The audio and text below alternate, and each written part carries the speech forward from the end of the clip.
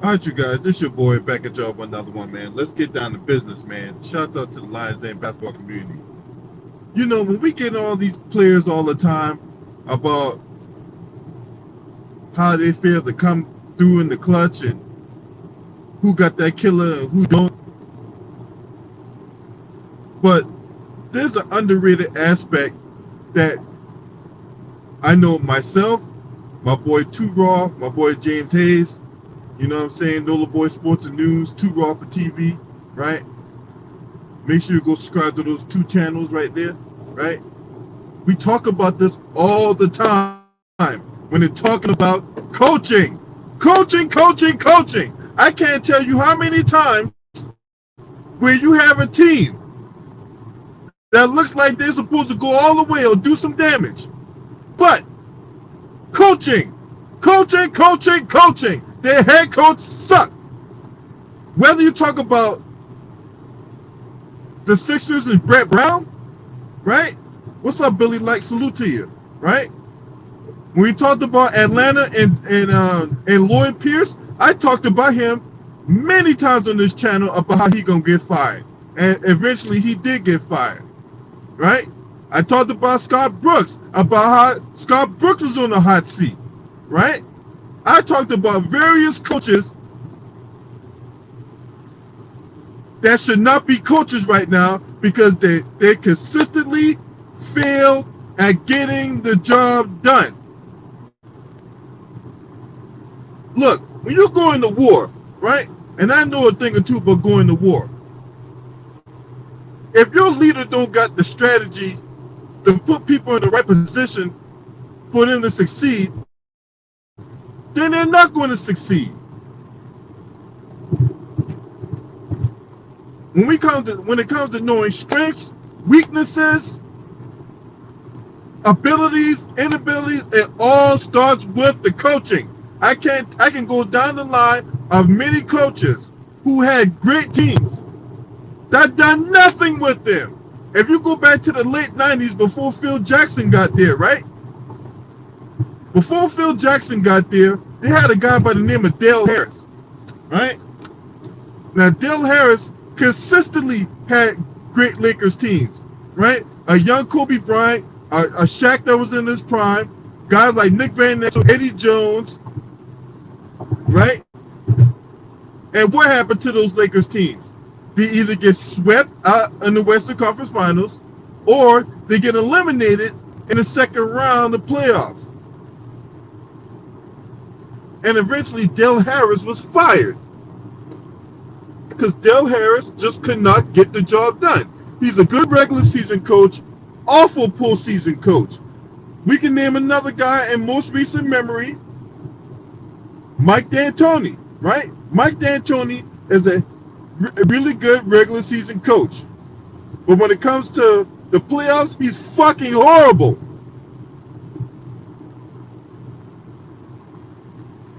That's why he was let go in Houston, right?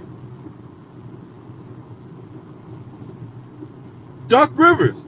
Now, despite the fact Doc Rivers won an NBA championship with the Boston Celtics in 2008, he's the only coach that's blown multiple 3-1 series leads. Matter of fact, he's blown 3 of them. One in Orlando, one in Houston, and one with the Clippers. He's blown 3. Count them, y'all.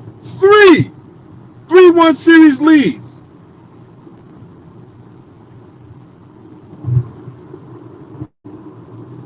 Coaching matters. Everybody talk about, well, Phil Jackson had these stacked teams. Well, you say that, and I say this. You know what? Phil Jackson may have stacked teams, but Phil Jackson has done. Phil Jackson went out there and maximized the talent he had. Y'all know that Phil Jackson never missed the playoffs. Even that year when they had Smush Parker and fucking Slaven Medvedenko and Kwame Brown and Chris Mim, right? He still took that team to the playoffs. And they had a 3-1 series lead on the Suns. They ended up losing the series or whatever like that.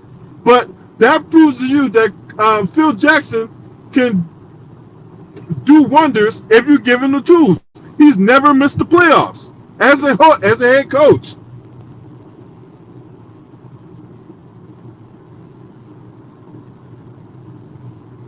No, he blew with two. Yeah, that's right. Two. He was coach of the Clippers. He did it twice with the Clippers. That's what I wanted to say. He did it twice with the Clippers. One time with the Orlando Magic. That's right. My bad, Jeff Weaver. You know, but y'all know what I meant. He's blown three of them. Anyway, back to Phil Jackson, right? Phil Jackson will go down as the greatest coach in NBA history because he's maximized the talent he had.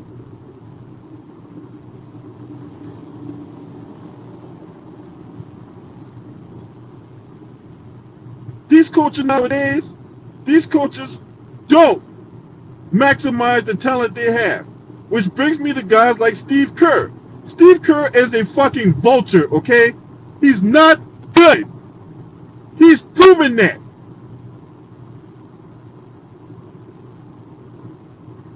He has proven that. He is not good. He took a team that Mark Jackson built from the ground up, because before Mark Jackson got there, the Golden State Warriors wasn't shit.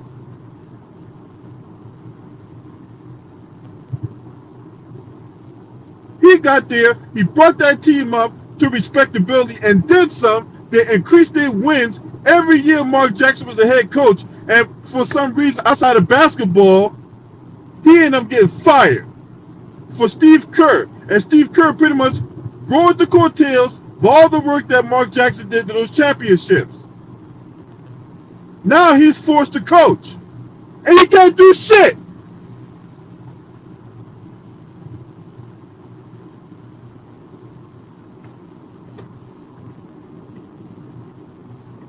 Steve Kerr is not a good coach. Luke Walton is a horrible coach. How the fuck? I'm going to repeat myself. How the fuck? He got another head coaching gig 24 hours after he got fired from the Lakers.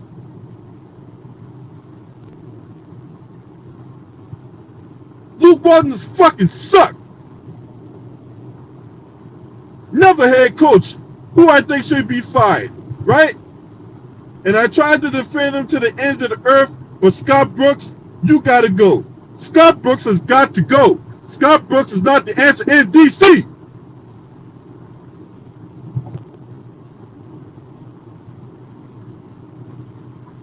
It pains me to say, because I talked to this man face to face. I spoken with Scott Brooks face to face. So it hurts my heart to say it, but Scott Brooks gotta go.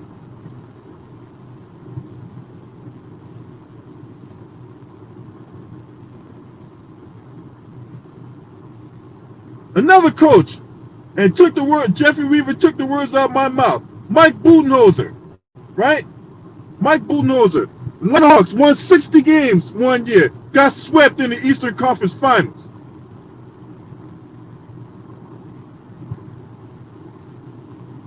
Then he leaves Atlanta, goes to Milwaukee, and is pretty much doing the same thing in Milwaukee.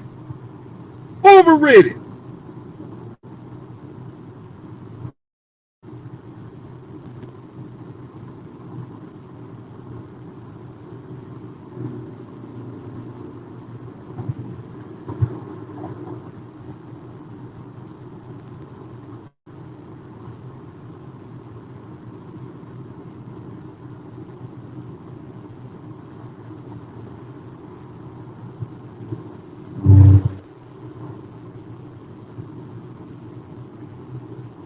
I put a link in the chat, man. You guys can come in. Tell me what you think some of the worst coaches we have in the NBA. Terry Stotts. Yeah, Terry Stotts is another motherfucker. You know I don't like that bastard. Terry Stotts, Mike Malone, Mike Budenholzer, right? Awful coaches in the fucking NBA. And I don't want to hear this shit about the Players League, because if you're a leader of men, you can galvanize anybody. And I do mean anybody. So if you can't galvanize people around you, you're not a leader of men.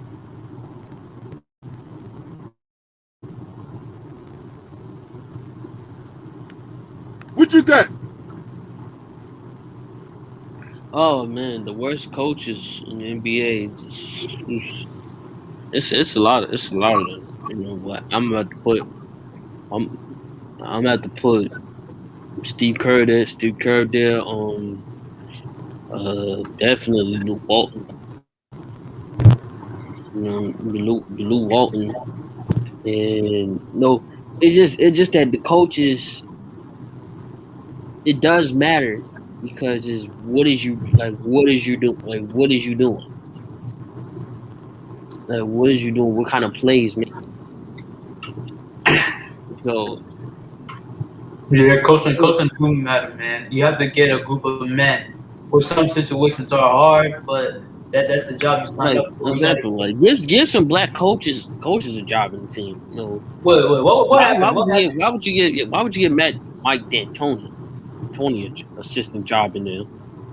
Because this guy he hasn't been getting done with Shirley Chandler rosters when he was in Phoenix, when he was in LA Lakers, when he was in New York, or when he was in Houston. It's just wasted talent. And Well, you know, hey, so a team didn't hire the right coach or something, or like what happened? I just seen coaches matter. What happened? coaches matter. It's not only just the players, it's just the coaches. Their Oh, okay. coaching, some of this coaching very sucks. In fact, some of the coaches are very suck at their job. Oh, okay. Yeah. Coaching You matters. You got to bring a group of men together, or a group of individuals together from different backgrounds, different aspects in life, and you got to bring them together to win something, and win that championship, that finals, whatever. But nowadays, these coaches, man, they just want to bend their knees and get fucked by no Vaseline by these, these good like these all stars and shit. You know what I'm saying? know, You gotta go up to that player that do something wrong and tell him straight to his face, "Hey, I don't like what you're doing. I don't like that one play. You messed up on that play and shit like that." But they don't want to scream and yell at them because they're too afraid to get him fired or some shit. I don't see tough coaches, man. Like Greg Pop no more. I'm not saying you have to be as tough or aggressive as him or whatever. I'm not saying the coach have to go to a player and scream in his face and cuss the nigga out or some shit. I'm just saying you gotta tell him how it is. What you messed up on. You gotta tell it straight up, just like that. mm-hmm. Name a coach that didn't scream to their best player and cuss them out probably. Shit happened to Mike. They didn't even have to cuss him. They just talk to him. They just grab him and say, "Hey, you messed up in this play and shit like that." They did it to Mike. They did it to all these great players. Kobe. Like, come on, man. That's what it takes. But not That's you can go. You can go. yeah, but like it's like possibility. These coaches are. You got a bunch of these coaches. They're too You know, afraid. so afraid. Because it's like it's like it's like how I put this like why you got nowadays you see now the problem is nowadays you see players leading the team by coaching the team by the players. See players coaching the team. But you got NBA players formerly legends coaching the team.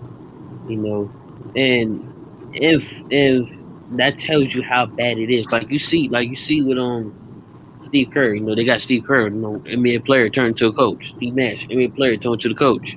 Tim Duncan, NBA player turned to a coach. You Mm-hmm. know, them, it's all they focus on that now. They're not focusing on guys like Mark Jackson, Avery Johnson. You know, them guys that really put it on with the coaching, with the coach staff. Mm. What up, Brett Jackson? What's up, man? Appreciate you for being up in here. To answer your question, Isaiah 6 about Rick Carlisle. Look, Rick Carlisle should have been gone years ago, but Mark Cuban really loves him, so that's why he's still sticking around. But to me, Rick Carlisle should have been gone years ago. So there you go. As far as the comment about Mark Jackson, I totally agree. I totally 100% agree. These jackasses should not have a job over Mark Jackson. Go ahead, y'all. You Y'all wanna go go ahead. first? John, you wanna go first? No, you go.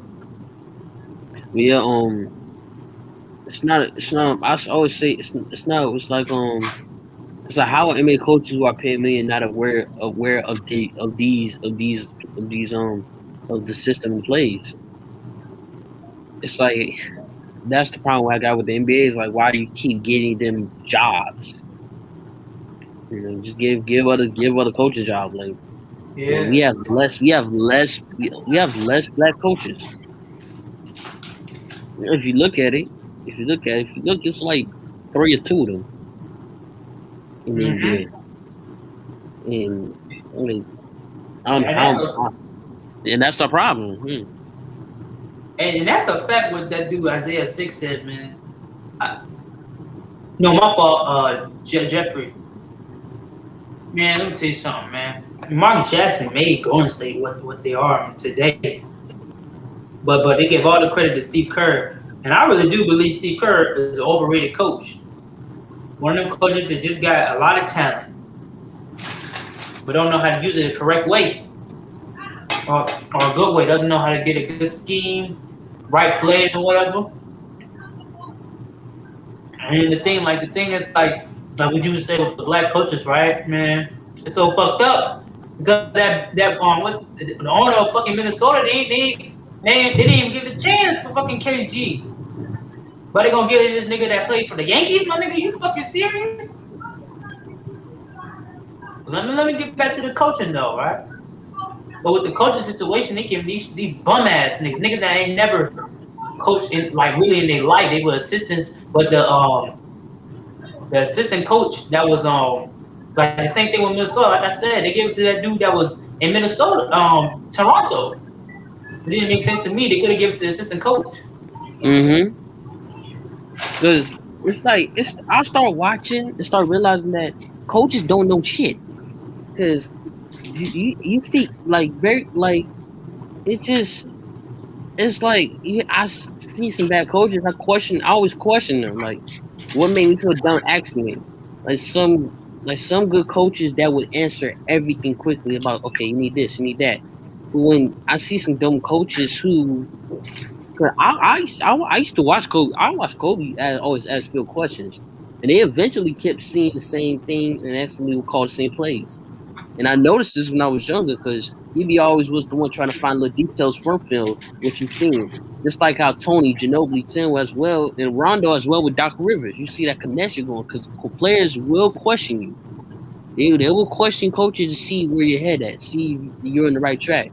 And some of these coaches, they don't see in the right track. That's Yeah. how they start going back with the team. And you know another thing too is, man, these players don't respect the coaches no more. These but they really don't respect them like no more. All right, so there's a dynamic that's not we hadn't talked about yet. You kind of touched on the Kid Trunks, but I think one thing that hasn't been talked about is the fact that a lot of these coaches don't have the backing of the ownership group. When a player can when a player can have the access to go around the head coach and go to the GM or go right to the owner himself, and say fire the coach. That really cuts the legs from right under him. Mm-hmm. Yeah. LB. Oh, what's good, my man? Hey, what's up, Kid Trunks? What's good? So, Hey, y'all! Don't cut me off when I'm talking. All right, sorry, my man. No problem. Now, the aspect about this, right? When a player feels the need to go around the head coach and go around go to the owner or goes to the GM, then what you have is a situation where the coach really don't have no power at all. So in cases where, say, if a player shows up late, right? Star player shows up late, he don't get held to account.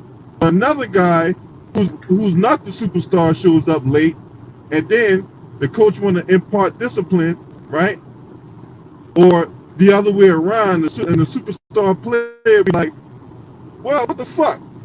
They go to the owner, and then they say, no, that coach out of a job because that superstar player don't like the owner or don't like the coach, right? We've seen this play out all the time, right? Now, I talked about what's that dude, Lloyd Pierce, right? Because I'm gonna go back to him because we talked about him at great length on this channel, right? You know who got him fired? Trae Young. Trae Young.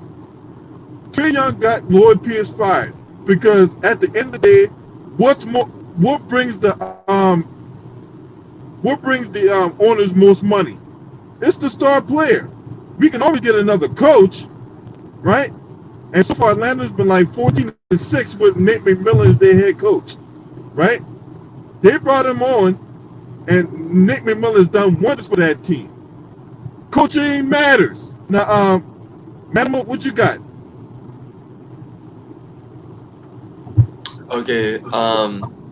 Okay. Yeah. So I feel like coaching actually, like, it does, like, just matter to some extent, though, because star players and stuff, they have to, like, just buy into the system, you know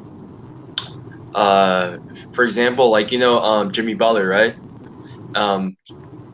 Jimmy Butler and stuff, the guy, he bought in to the Miami system and stuff, like, which is, just hard work, grit and grind.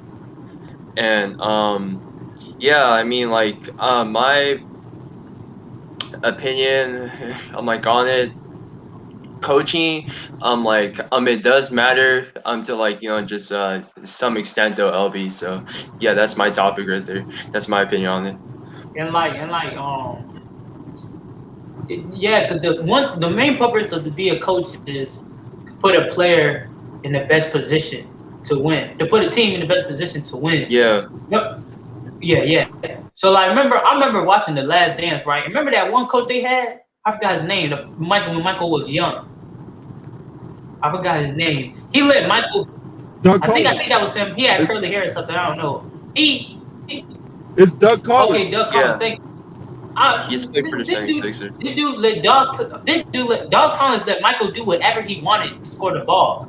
And and Michael liked that. He said, "Yeah, hell yeah, I want to score the ball every time," which I don't blame him. But that's when Phil Jackson came, who was a true good coach and one of the greatest probably one of the greatest coaches. I'll put him right behind Greg Popovich.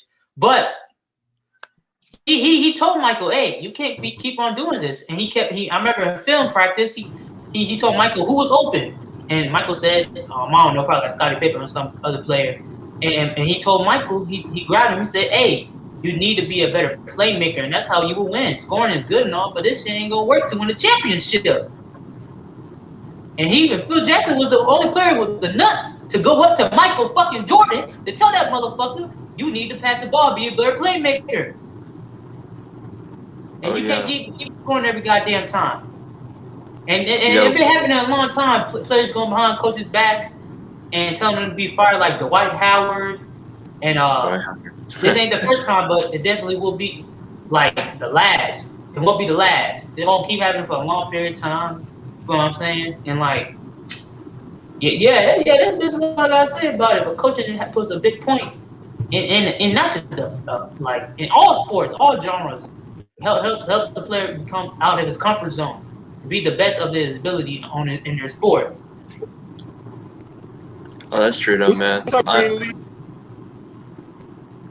I mean, like, okay, so with the Brooklyn Nets coach, Steve Nash, I mean, the guy's like a offensive coach and stuff, but I feel like if the Nets, they like incorporated, like, just more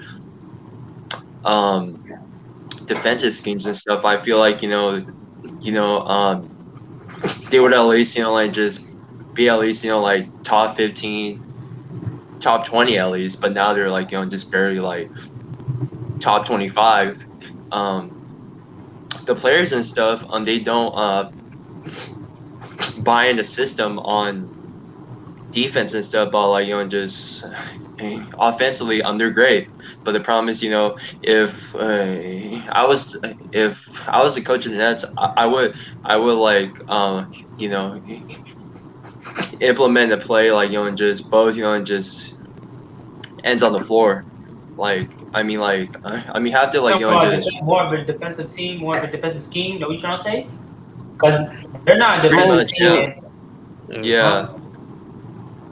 pretty much. For that game yesterday, I would have put DeAndre on Drummond. Yeah, for real. DeAndre's injured. Is he?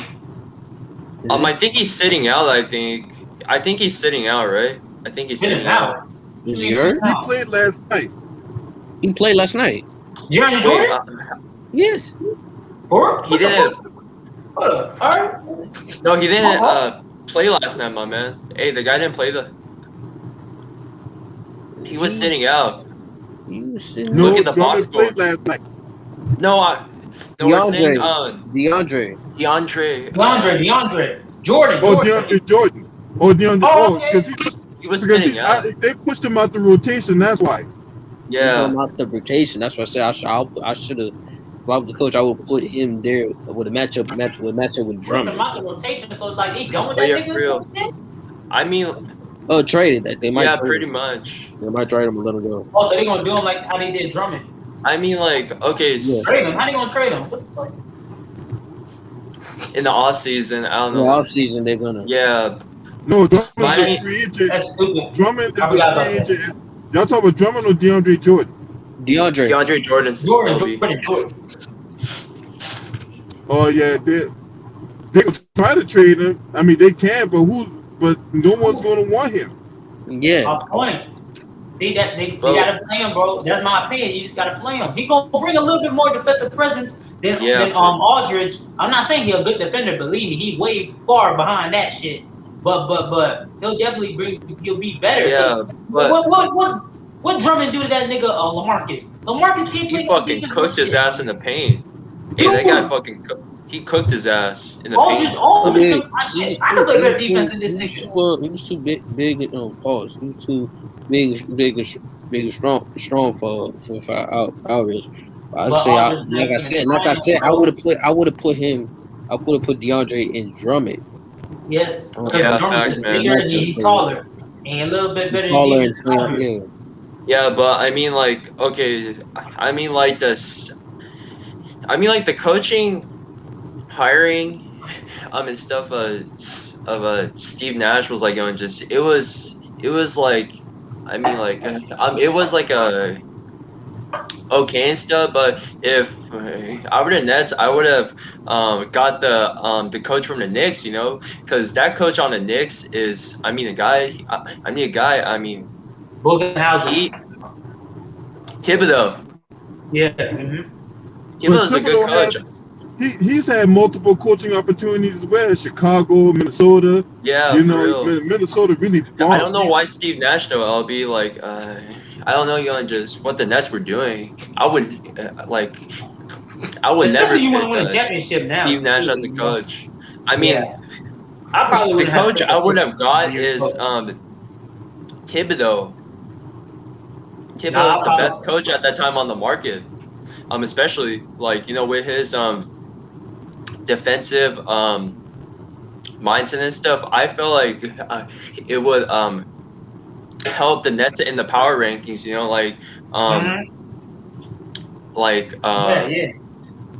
Defensively though. Yeah. No. Yeah, well, when Budenholzer was there, when he still had to make that trade.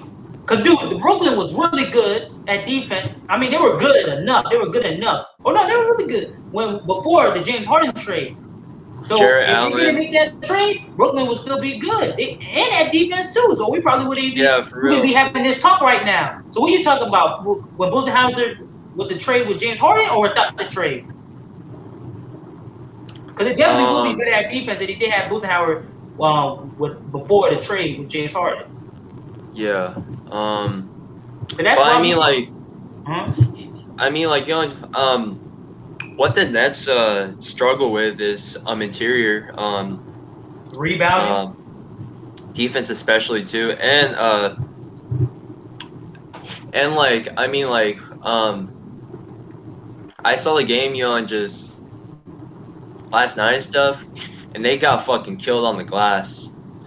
Yep. They got And you know what crazy part is? What do you need to win a championship, man? You need good defense and defensive rebounding. rebounding. Yeah.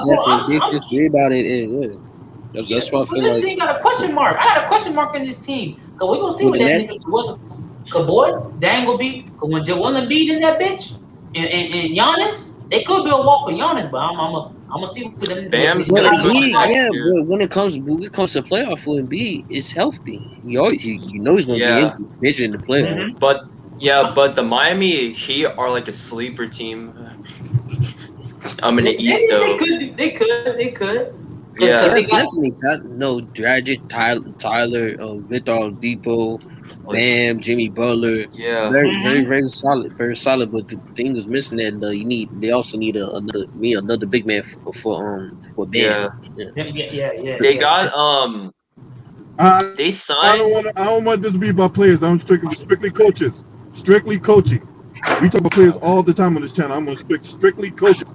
Okay. Because All right. look, at the end of the day, these guys they're supposed to be leader of men. And it doesn't matter how much money they make, they can make $100 million or $10,000 or even 10 cents.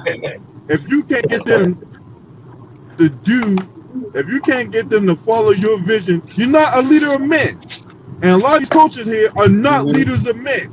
Shout out to JCV, 3000 Degrees, B. Corey B. I see y'all up here. You know what I'm saying? The conversation was going. I didn't want to interrupt, man. But I see y'all in the building, man. Appreciate y'all for being up in here tonight, man. Coaching matters. That's the topic. We talk about coaching. And Coaching so important. Lisa, that goes on to say this, right?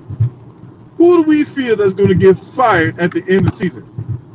Luke Walton. Luke that Walton. nigga just been fired since day one, man. Scott Brooks is one. The guy's gonna get fired. Not really, because the Wizard put him with Westbrook. I want that nigga gone. I wouldn't say Scott Brooks is gone for sure. I would say Luke. Fire that bitch ass nigga. Definitely, I feel like maybe on Steve Kerr. If the words don't make it, they might get rid of. They're not gonna fire Steve Kerr. Well, Warriors not firing Steve Kerr. They just not. No, hell no. Nah. They might fire that nigga when Clay come back and they still fucking up. They need to. What it'll be? They need to. They need to fire Steve Kerr, but they're not firing Steve Kerr. Yeah, he an overrated coach for me, man. I don't give a fuck what no nigga say. And what about shit? Is Mark Jackson? Does he even want to coach, or he retired? He's blackballed. He's blackballed. I feel like he don't want to go through that stuff again. Go through that situation again. Him being blackballed. What he blackballed for? His religious beliefs. Yeah, his beliefs. Because of the comment he had made, they really didn't like that. What's his religion? He's a Christian. He's a minister. Yeah, the guy's a Christian. He's a minister outside of basketball. Oh, that's great. What was his comment? I'll look it up. Is somebody driving right now? But yeah, I always say Luke. I always say Luke Walton. Luke Walton gonna be the first one. That guy's a trash ass coach. Fucking he's trash because he doesn't know what to do with the Kings. He doesn't know. That nigga out there looking lost, man. Shit. He's like a JV coach. He's like a JV coach in the NBA. He's not even a JV coach. He's not even a good coach. Straight up. Same as he can't coach the AAU team. How feel about what? How you guys feel about Brad Stevens? Brad Stevens, I don't know. It's like, oh, man.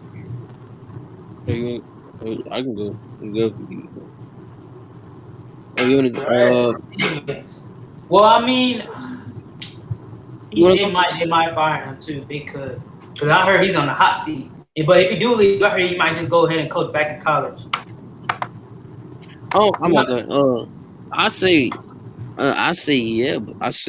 yeah, but no, because he should have. Because I remember, I don't really like him as a coach because the serious he had with the Cavaliers, the way his position, because when he called timeout, what he did when he had to call timeout on the Celtics, Yeah. in his position, in his coaching. 'Cause I remember he had he didn't have anyone else to put in guard, and he wasn't a good coach before the play. I knew he wasn't a good coach because he doesn't know how to deal with my bad. He doesn't know how to deal with Tatum and Brown.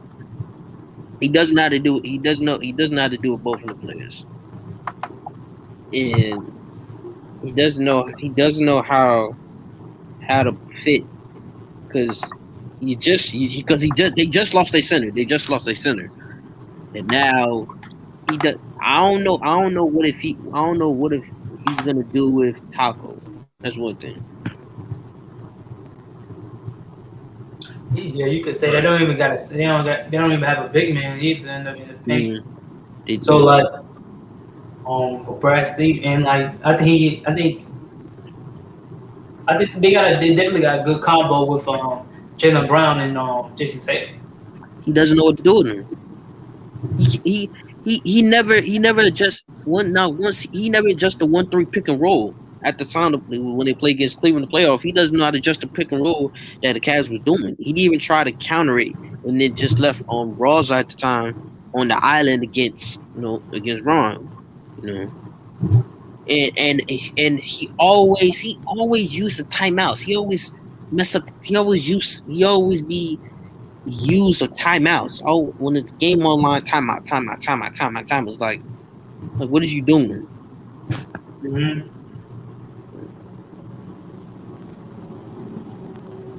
A guy I've been advocating to get fired is Mike Malone. I think that's a dude that definitely needs to go. I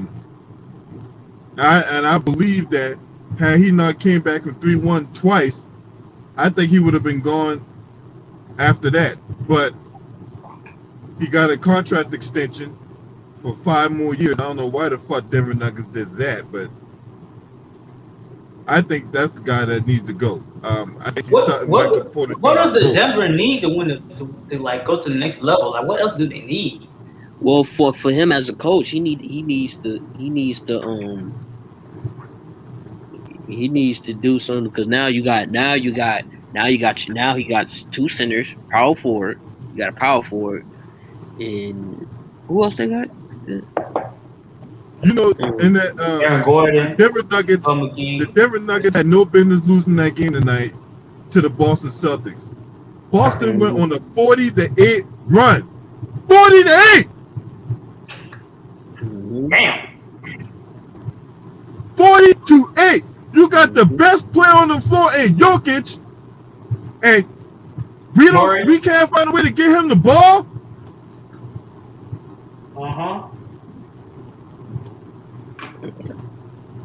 Yeah, this is where coaching matters. 40-8. That loss is on Mike Malone, and that's why I keep trying to tell people he fucking sucks.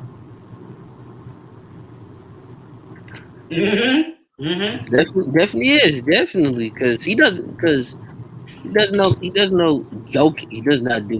I know him. No joke that frustrating part, but he needs to focus on defense. That's my problem. Defense. They don't have any of that. He don't have it. He don't know how to serve defense. Like, come on, you got a center who's a good defender. You got a good defender on your center. You need to put Murray on defense. You need to put Jokic on defense. You need to put everybody on defense. That's how you get killed. But they don't do that because he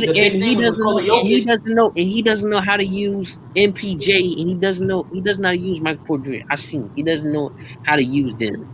He doesn't know how to use Eric Gordon and Joel McGee. He doesn't know how to use them guys. And yeah, the big thing with Nikola Jokic is soon like the playoff starts, whoever the big man guarding him just got to beat him up. That's why I feel like if the Nuggets, if they go against the Clippers again, they ain't gonna sweep. They're not gonna come back with a 3-1 lead. I promise you that. Serge Ibaka gonna keep shoving that nigga, man. I promise you. He gonna get physical as hell with that nigga. My thing with him is, okay, you got the star players, Jokic, okay, put him on some defense, put Aaron on defense, put Murray on defense, put defense, and use MPJ, give him more minutes and let him perform on off the bench, and your team can definitely make it definitely be second round, third round playoff. Be in the second round, third round playoff spot if you know how to use your plays right and put them in defense. And him yelling at the coach, him yelling at the referees and stuff like that. And LB, calm your ass down, man. LB, you seen that boy Super Mac? What about him? They see him on Ticket TV? He just came back. What about him?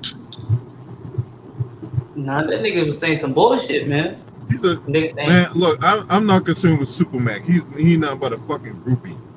That's all he is.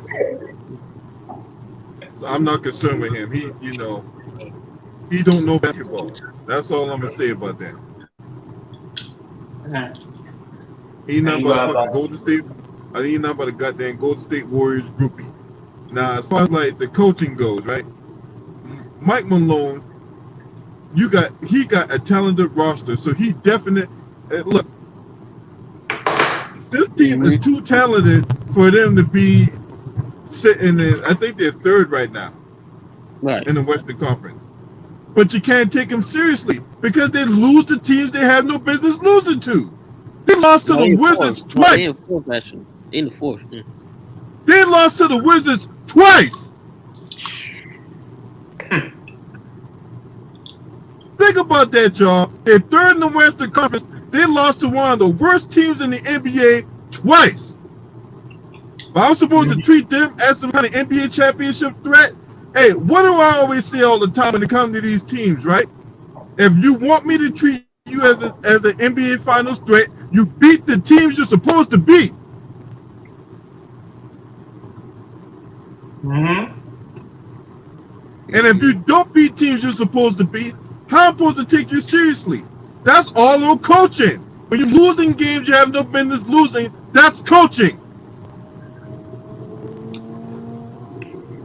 Facts. This is why, and they're a very talented team. The Denver Nuggets got talent up and down that roster, right? When Jamal Murray's out there fucking shot jacking, it's on Mike Malone to reel his ass in. Yep. When Jokic is out there just going through the motions as opposed to dominating the game, that's on Mike Malone to light a fire in his ass. Light a fire in his ass, yeah. When Michael Porter Jr., misses an assignment and then he loses his confidence, it's on Mike Malone there's still confidence in him. Yep. Yeah. Mike Malone, look, Michael Porter Jr. could go out there and miss an assignment and Mike Malone just yanks him out the game. No.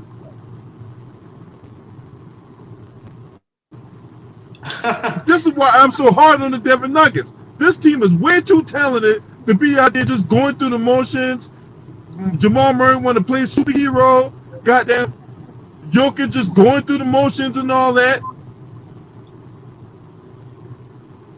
Them dudes need somebody that's going to get their ass in gear. And Mike Malone is not it. He's just not it.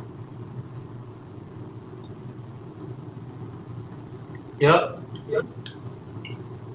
We keep saying this all the time, man, when it comes to these coaches, man. These coaches don't got no spine. These coaches out here just out there collecting the check and looking good in bow ties and shit. Exactly what I said. What? Man, these coaches ain't got no nuts, man. That's what I'm trying to say. They got no nuts to go up to their best player and tell them what they wrong at, or scream at them or some shit. Because they too afraid because they gonna get fucking fired like what Brooklyn did to their first coach. But when KD and Kyrie got there, and who fired that coach? Mm-hmm. You said who? Who fired what? The coach from Brooklyn when KD and Kyrie was there, not Steve Kerr, the one before him. Who's the coach from? Some nigga, I don't know. They fired that motherfucker. All right, y'all niggas don't know that name. Well, what are you talking about? KD and Kyrie was not there when they had their coach. The last coach they had was before Steve Kerr. Yeah, no, not Steve Kerr. Steve Nash. Oh, my fault, Nash. My fault, Nash. It was Kenny Atkins. That was his name. Who fired him? How he got fired?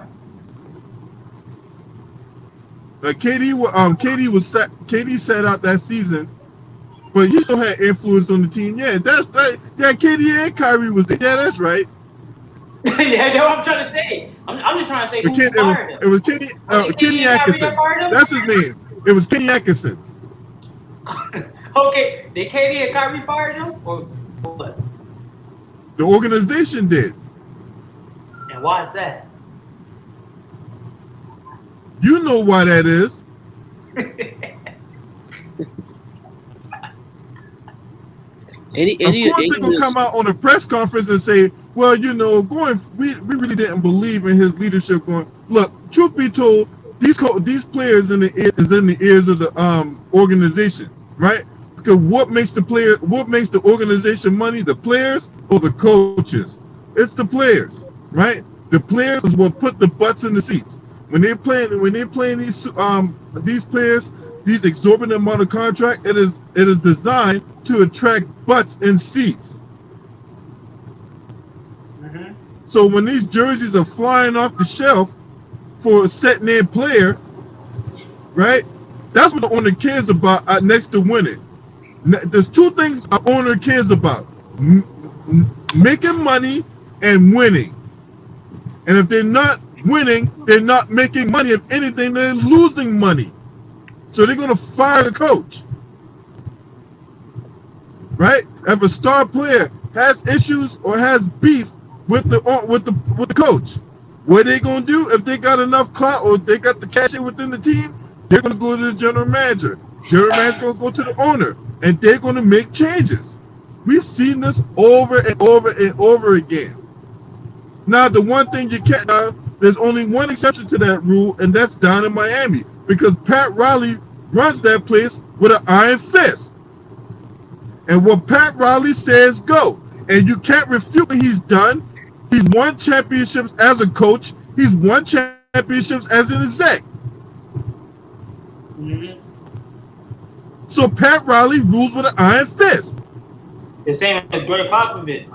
You can't tell that. You can't fire his ass.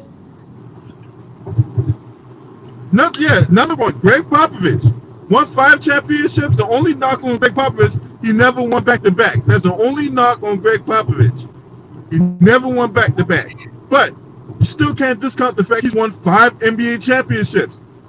He run San Antonio with an iron fist. He got into where he pretty much either one or two things gonna happen to Greg Popovich when he leaves San Antonio. Either he's gonna retire as a coach or he's gonna die as a coach. But they're not firing Greg Popovich. Mm-hmm. Yep. There's enough there right there too. They've been cool with him since like what, 90 something, I forget. Yeah, but he actually won them championships with Blitz, because that's one thing.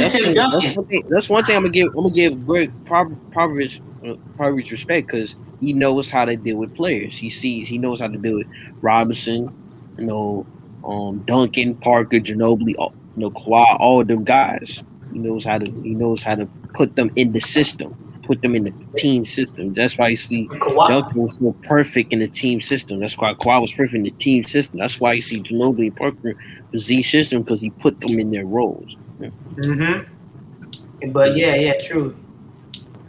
And Kawhi What's his name? Greg Popovich made Kawhi, really? If you think about it. You said what? You said? I said Greg Popovich made Kawhi Leonard the player he is. Good. But soon No, Kawhi left. actually, I kind of have to disagree with you. I think Popovich was holding Kawhi games back. Oh yeah, he did that to all his players. Greg Popovich do that to everybody. If Tim Duncan wanted to, if he left, he would have easily got like 26, 27 points easily. I think Kawhi Leonard's game was being held back by Greg Popovich, but he won the Finals MVP with him, so he had to do something right. Yeah, but Popovich be doing that to a lot of players. That's why a lot of players don't really want to, I'm sorry to say, but play with him, play for him. Yeah, I think yeah. I wouldn't want to play for that nigga. I'm sorry, man. Shit, I want my buckets, nigga. But I don't think nobody on this panel would want to play with Greg. But yeah, but they just know coaches were nuts. That's what I'm basically trying to say. Now, but back then, they would. Yeah, back then they had more respect. The players had more respect for their coaches. They won't go behind their back. And it's a fact, man. They won't go behind their back and tell them, hey, this coach need to be fired immediately. But that's on the organization. But then again, as I said before, that's on the organization to instill that thing to where, hey, look, this is the guy that we hired, right? We are behind this guy 100%, right? And nothing, no star player can say or it can do to change that. Now, if the star player don't like that, then it'll be on the organization to trade him, right? Mm-hmm. But you got to have structure in place for things to work. You cannot have a house without a foundation, and that foundation means the coaching, the upper level management has to be on one accord. They got to operate as a unit. That means you cannot have friction. Can't have side deals and all this other stuff going on because it won't work. Mm-hmm. Yeah, that's play right there. Yep. So anytime that's when the organization got to nip that up in the bud, right on Jump Street when a star player feels he can just go around the head coach and go to upper level management because he don't like how he's being pushed and all that. Yeah. Right. Mm-hmm. And since we talk about coaches, we got to talk about these players too because sometimes players can talk out both sides of their mouths. So the players can't come out and be like, well, we need more accountability and all that. When one, they're not accountable, right? Because they're always pointing finger that this person ain't put me in the right position to succeed. This coach right here, he pushes me too hard and all that. You can't say it. You can't come out and say that you want accountability, and then when the coach tried to preach accountability, you don't like the way he's talking to you, so now you take offense to that. Now you feel the need to go to the owner. Mm-hmm. Mm-hmm. So it's so if you want to see the teams that are doing well versus the teams that, and look, talent makes a premium in the NBA because you have to be talented in order to be competitive. But talent only gets you so far. You have to play together. You have to be a cohesive unit. You got to be one on the court. It cannot be 6-on-4. It cannot be 7-on-3. It cannot be 8-on-2. It got to be 5-on-5. Everybody, just like a part of the body. If my leg, if something happens to my leg, I'm not gonna be able to walk. Because everything has a place. You know what I'm saying? Everything has a role. A place has everything, and everything has a place. When everyone understands that concept, then you don't get backbiting. You don't get dissension. You don't get, I don't like how this coach talking to me. You don't get none of that bullshit. You don't get that fucking baby mama drama, all that shit. You know what I'm saying? And that's on the coach. And hey, the perfect person in the motherfucking room right now. Shout out to my boy James Hayes in the building.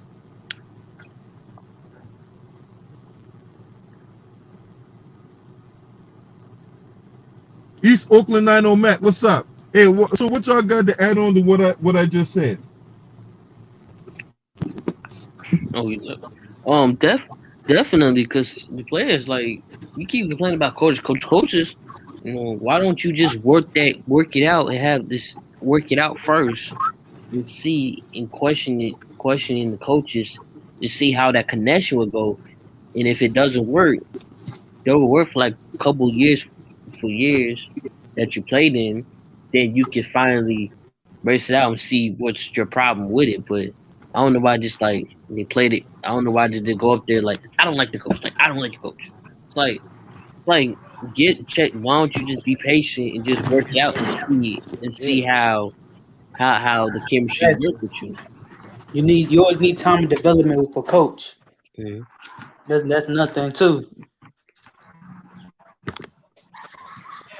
But it also sometimes depends on who's the right coach for also who's the right coach for your best player that you think that could, develop to win a championship. Like Mark Jackson, he was probably the best player for Stephen Curry to Before I the jump in team the and cat, I was also about to win. take you to LB sent that link. Yeah, hey man, I read that topic, man. That coaching matter, LB. I've been saying that, man, because you can have all the star power in the world. Some of these players still can't find their way. They're just trying to go up pure talent.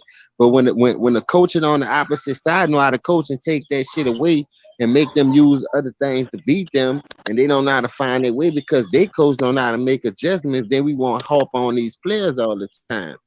Listen, I'm mad I missed the stream yesterday. This is my first day off. I'm just getting up and shit because I was getting my rest and my kids. I was chilling with my kids and shit.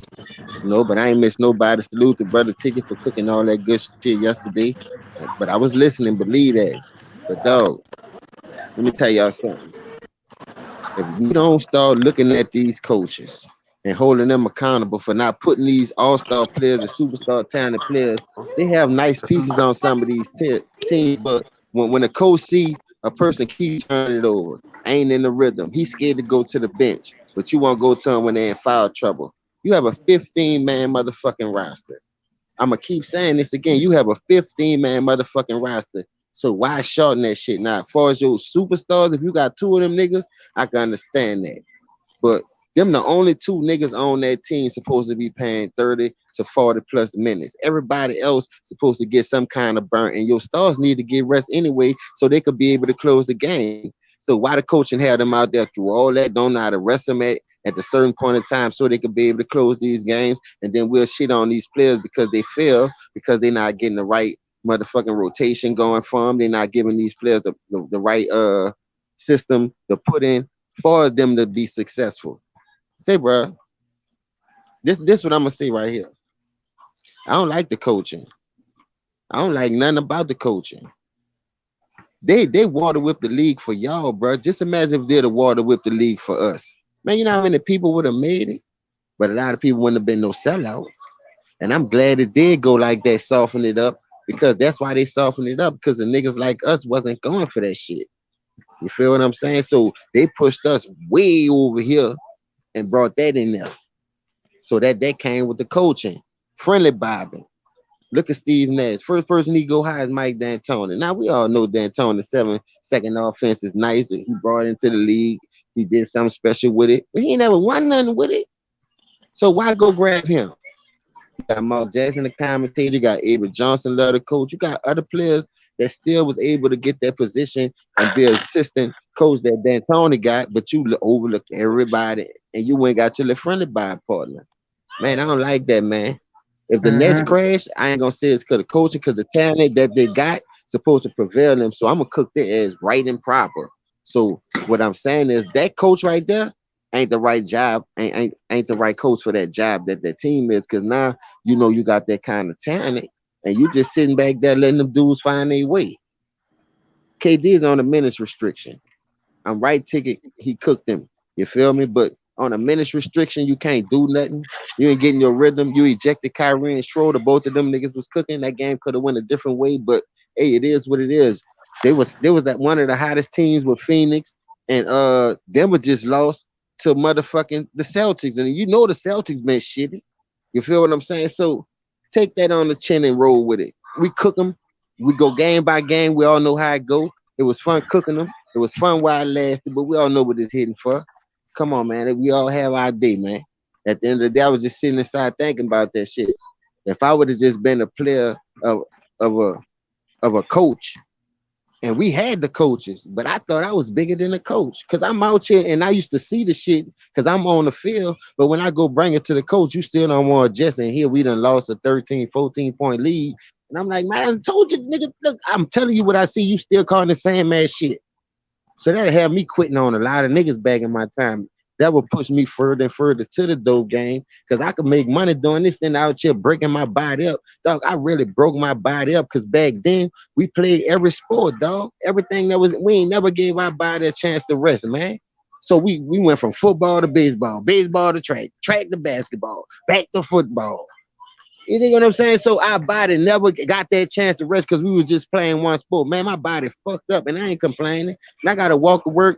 Not walk, but I'm saying I gotta go to work every day like this, man. Shoulder bent up, toe all fucked up. And they don't know what's going on. Scared. I ain't scared to go to the doctor, but I know what it's hitting for because I went to the doctor back then. So it's just angling. It's gonna just fucking anger all the way through my life because the shit that slightly separated shoulder. You want to have surgery? I'm not letting you cut on me, man. If I don't need no cut, no, you don't need it. You just need to, get it back healthy and don't lift on it and this and that. I'm like, man, fuck all that. If I don't need no surgery, I ain't doing it. Broke toe, you can't save it. But if it get worse, you're gonna have to cut it off. Man, my grandma lost 3 toes because of that shit. You feel what I'm saying?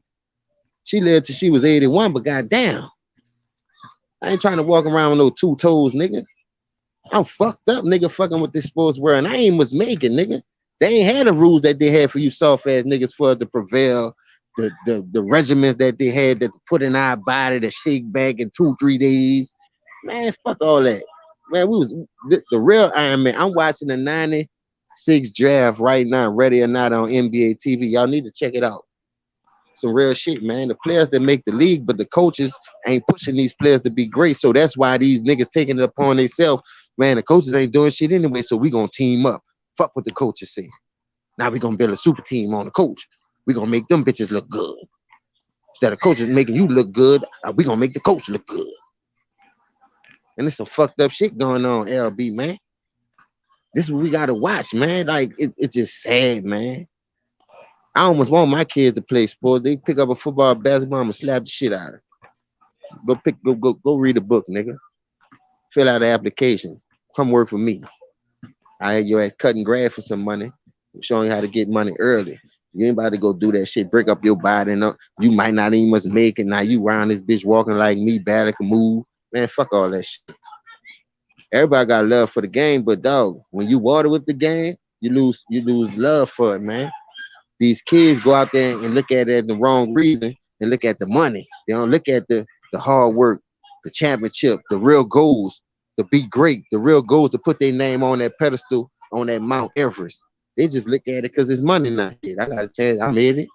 I'm kicking back and getting my little contract. I'm going to play hard the first 3 years, get that little bag, then I'm going to sit back.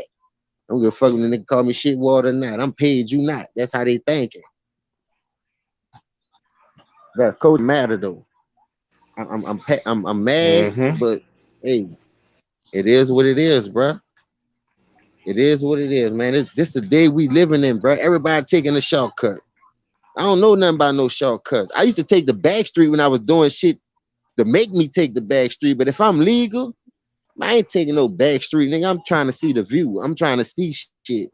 I'm trying to see the world before I leave this bitch. The second half of your life, man, is important.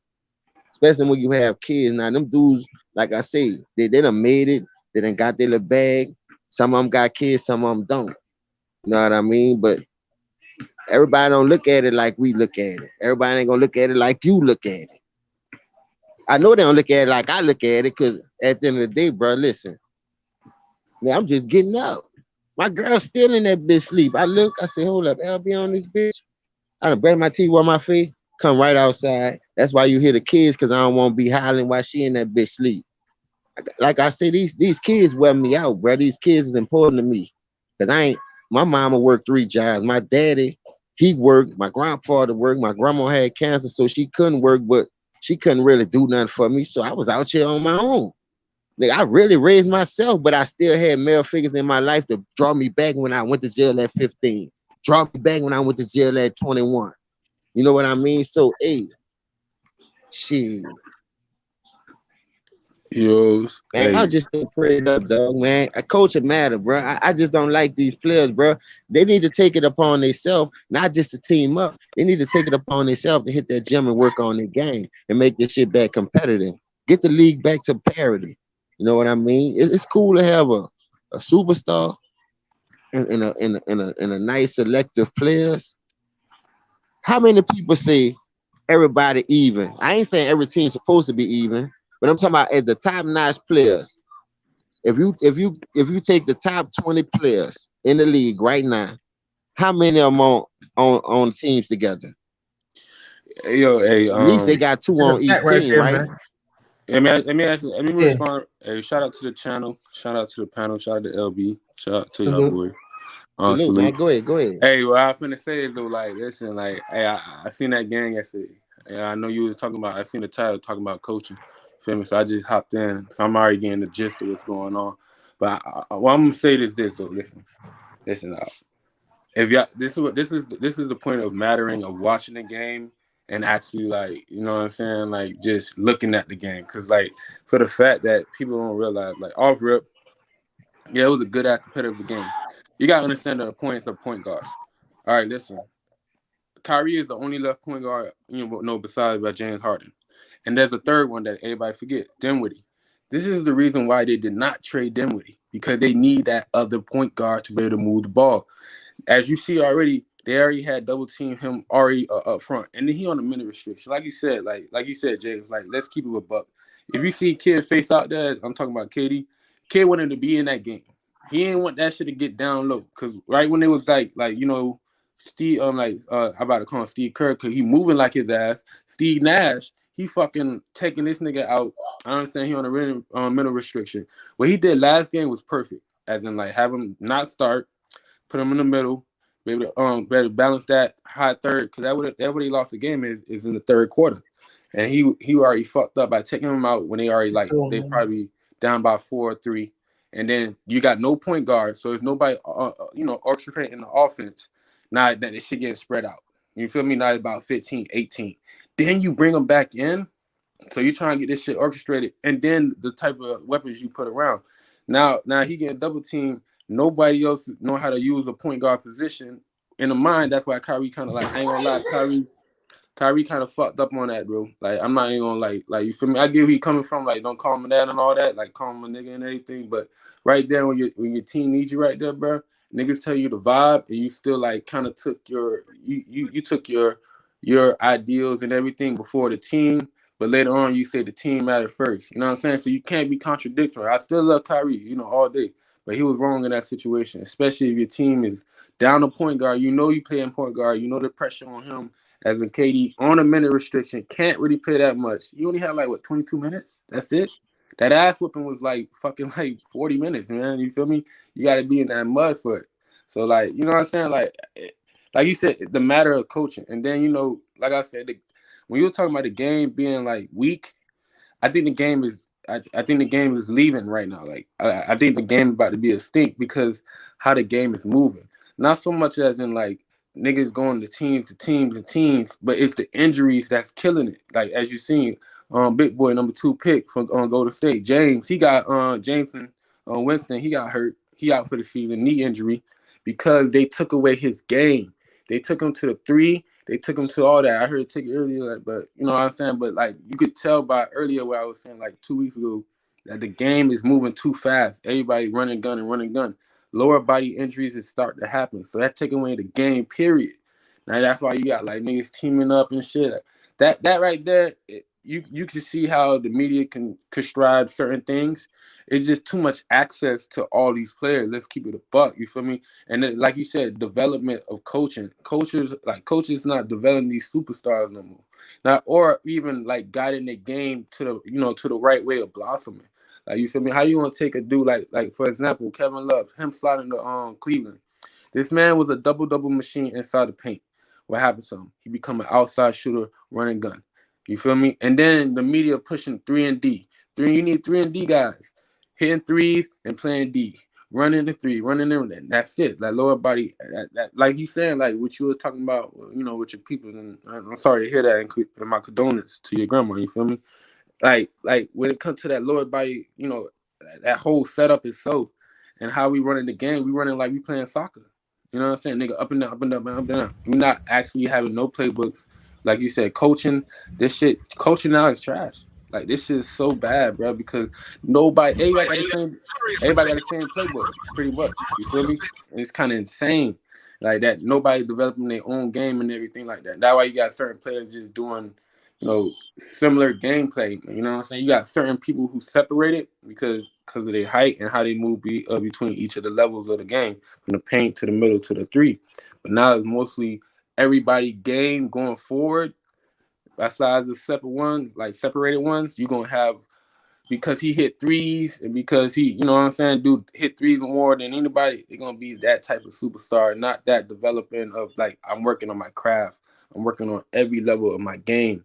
Nah, I'm just hitting threes and coach want me to do this. I try to do this little moves in here. Coach said, no, you take your three or you pass it. You get easy shots, layups or threes. And the game is lost like that. And that's coming from the coaching, because the coaches is allowing it to happen. We blame the players, but it's really these damn coaches and the GMs following some shit Golden State so-called was doing, but they don't know how to emphasize it in the correct way, because like you said, like Steve Kerr, as you can constantly see now, it was them players who doing the coaching. Like you were saying, James, like on the head, bro. It's like these players like, yo, these niggas not helping me develop my game. These dudes are not looking to win games. They just trying to do these computer numbers, and that's fucking us up. You know what? Let me go with certain players who know how to play the game. You gonna give me guys, like, you feel me? Like you gave me guys. Like last night, KD was playing with players of specialties. Nobody don't know how to play the game completely. And you in your 15-14 season. Like, niggas think this nigga KD young. This nigga in his 15-14 season. Like, you feel me? Like, this nigga, like 11-time all-star. You know what I'm saying? All that shit. Nigga been in the game for a while. This nigga's like, yo, I want to play the game as I'm going with my craft, developing. Let me, you know what I'm saying? Let me be around somebody who want to do that. You don't got coaches developing young players to do that. So I can't rock with that. I can't be a fucking teacher and be a player and do all this on the court. Come on, bro. That shit crazy, bro. So you got to look at the dynamic, bro. Like, the power in hands is fucking us up, which is fucking our game up, because that game is so bringing us together, not separating us. We got niggas hating on each other. Nah, because this nigga better than this nigga. What the fuck is y'all? No, bro. It's the game. It's not about he got this. Nah, we so focused on the accolades. We're not focusing on the game. We're not focusing. Like, I see niggas talk about the game, but they don't even watch the game.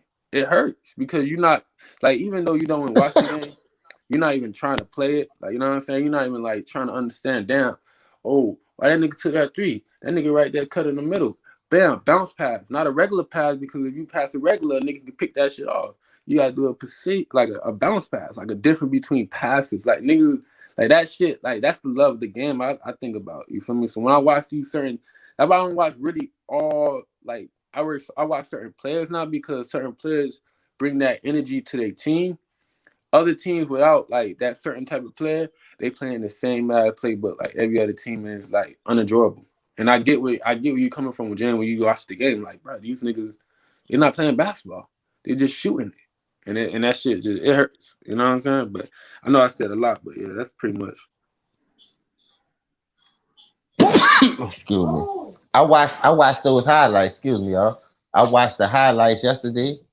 And man, I got the game recorded right now, and I promise you, I still haven't watched it, because after watching those highlights to all those games, I basically already know what the deal is. You know what I mean? Just from rotation on defense, people wide open, how the other teams getting wide open shots, how they got their confidence going because the defense was lackadaisical or whatever. Man, it's just certain things. And like I say, you being a coach and you letting these high caliber players, make this type of money and just go out there and stank up the joint and you not calling timeouts, you have something. I done Facts. seen coaches go to the fourth quarter with 2 timeouts. You know what I mean? 1 timeout just to stop the run, and they gave themselves a chance to come back and win those games. And they had a bunch of role players. Look at how the role players played yesterday, how they just got up because they heard the noise. Oh, we don't have LeBron and AD. They expecting us to get beat. We get paid just like them. We lace up Yeah, them just like grown them. men. Them grown That's men. what I like to Yeah. see, though. Facts. And I was loving everything about it. Now let's see how the Nets respond to that shit. I don't want to True. hear about we ain't have our full squad. Y'all had enough to get the job done. KD came in and did what he did, and guess what? Like I Everybody else say, folded. Facts. that was the coaching And they lack rotation. mentally. Yeah, and him just letting them go out there lackadaisical and not tuning them in. Like, man, come on, man. Can I say That something? Facts. Yeah, Like, go ahead. No, go ahead. My bad. Go ahead. I've been saying this for day one when Steve Nash became the head coach of that team. Like, if you're gonna be the head coach of that team, then be the head coach. Then when I saw him hire Mike D'Antoni and they started running Mike D'Antoni's system, I said, Steve, if you want to be the head coach of the team, be the head coach. Stop listening to Mike D'Antoni. Yeah, you've been knowing him for a long time, but you're the head coach of that team, nobody else. And you need to stop being intimidated by Kyrie Irving and these other guys on the basketball team. Because Kyrie Irving said we don't need no coach. We're good. Like, yes, it seems like y'all do sometimes. Y'all don't want to play no defense. Y'all just want to go out there and run any type of offensive plays. Y'all want to run and score buckets. Because it's been times where I've seen a game where they're playing Houston. They gave up 64 points in the first half against a non-playoff Houston team.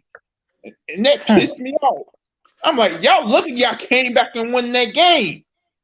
But that's the thing with Brooklyn. They only can beat you with offense usually. I don't see him beating you any other way. But let's be honest though, like on a coach, he got like last night he should have pulled niggas off the court. You're not playing D, get off the court. Let me play somebody else who Nash to stand up. It's time for Steve Nash to stand up for his damn self. Stop being intimidated. I don't think it's the players as in so much as like, yo, running the shit. I think Steve Nash gotta be like, yo, because you're good on offense right now, you playing like on defense. Get out of here. Alizé Johnson. I know they just signed that boy to a multi-year deal, but like, yo, guys like him, you gotta get other people who's hungry right now. Like niggas not hungry. I think they're gonna make DeAndre Jordan hungry. Like I think niggas like that is ready to get in the game. If niggas not out here don't want to play no defense, fuck the offense right now because defense is what's fucking them up. Like, let's keep it a buck. But to me, today in the game, it's hard to be a coach in the NBA because you can't coach the way you want to coach. Because if you do, players gonna go to the GM or the owner and get them out there and get the coach going. It's like you gonna do things my way. I agree with that, Lou. I ain't gonna lie.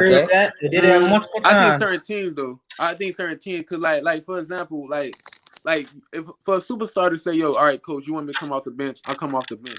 Niggas don't do that no more.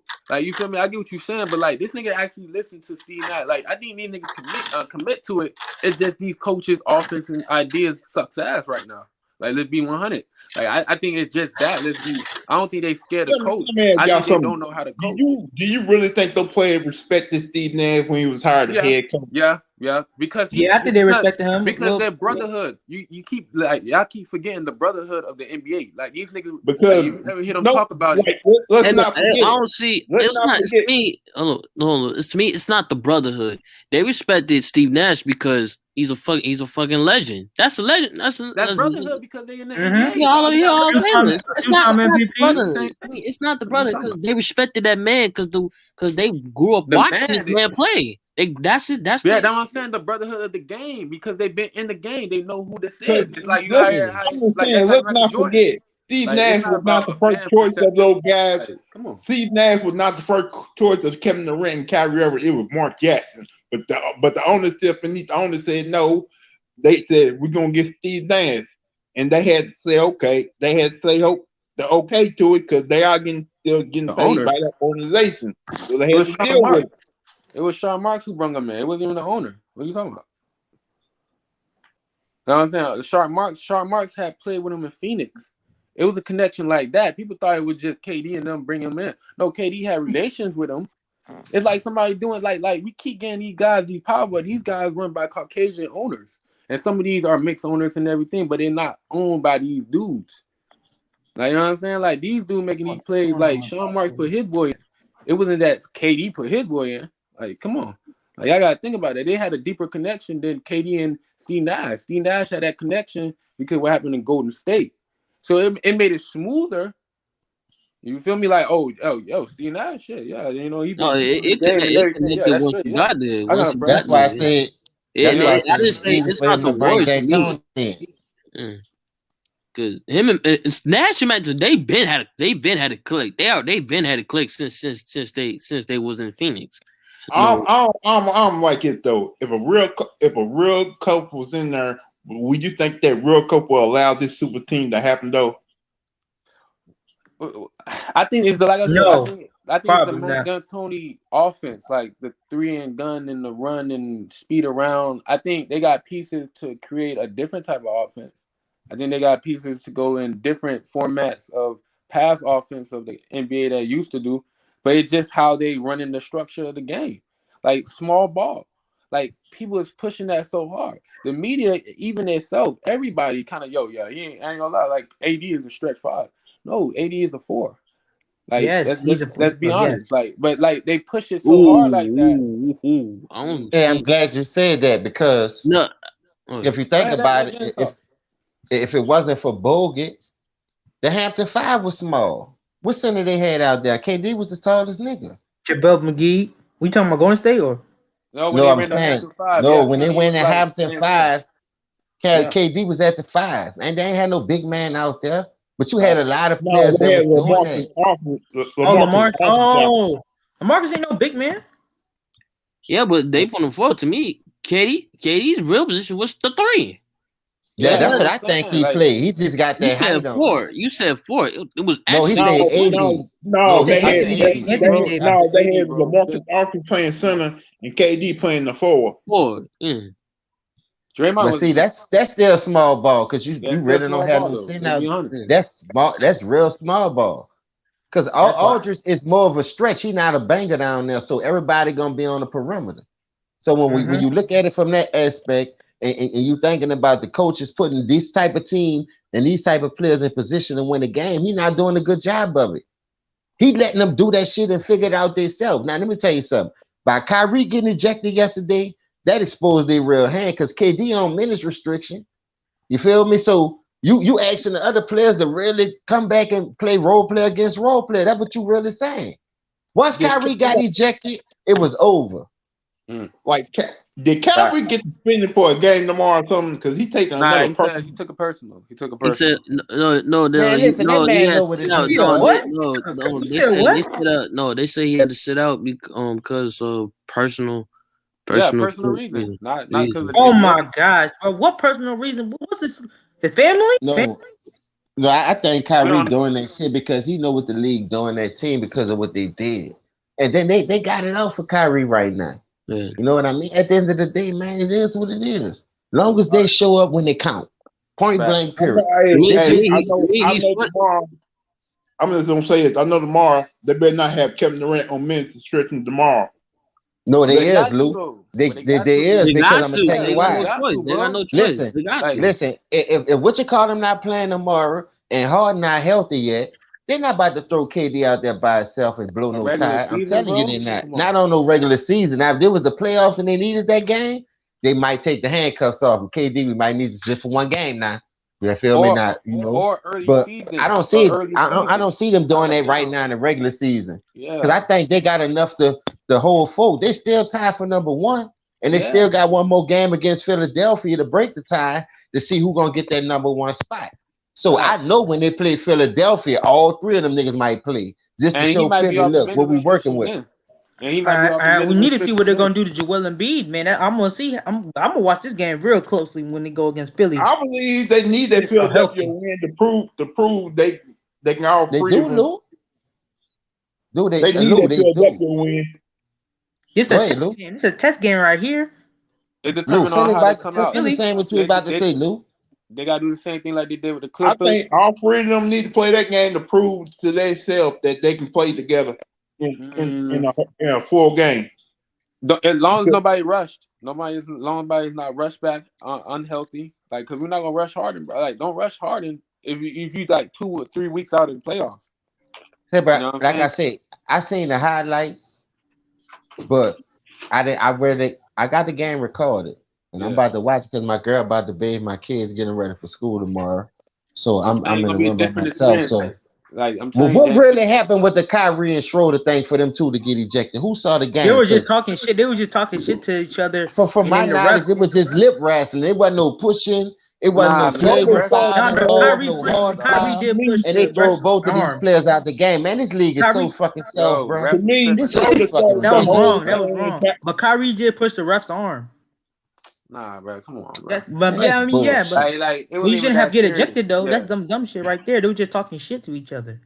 Come Like on, man. they get Steve That Kerr taking got all the you, fun not out of the Steve game. Kerr. The owner, what's that dude named the owner with the glass, the big ass head?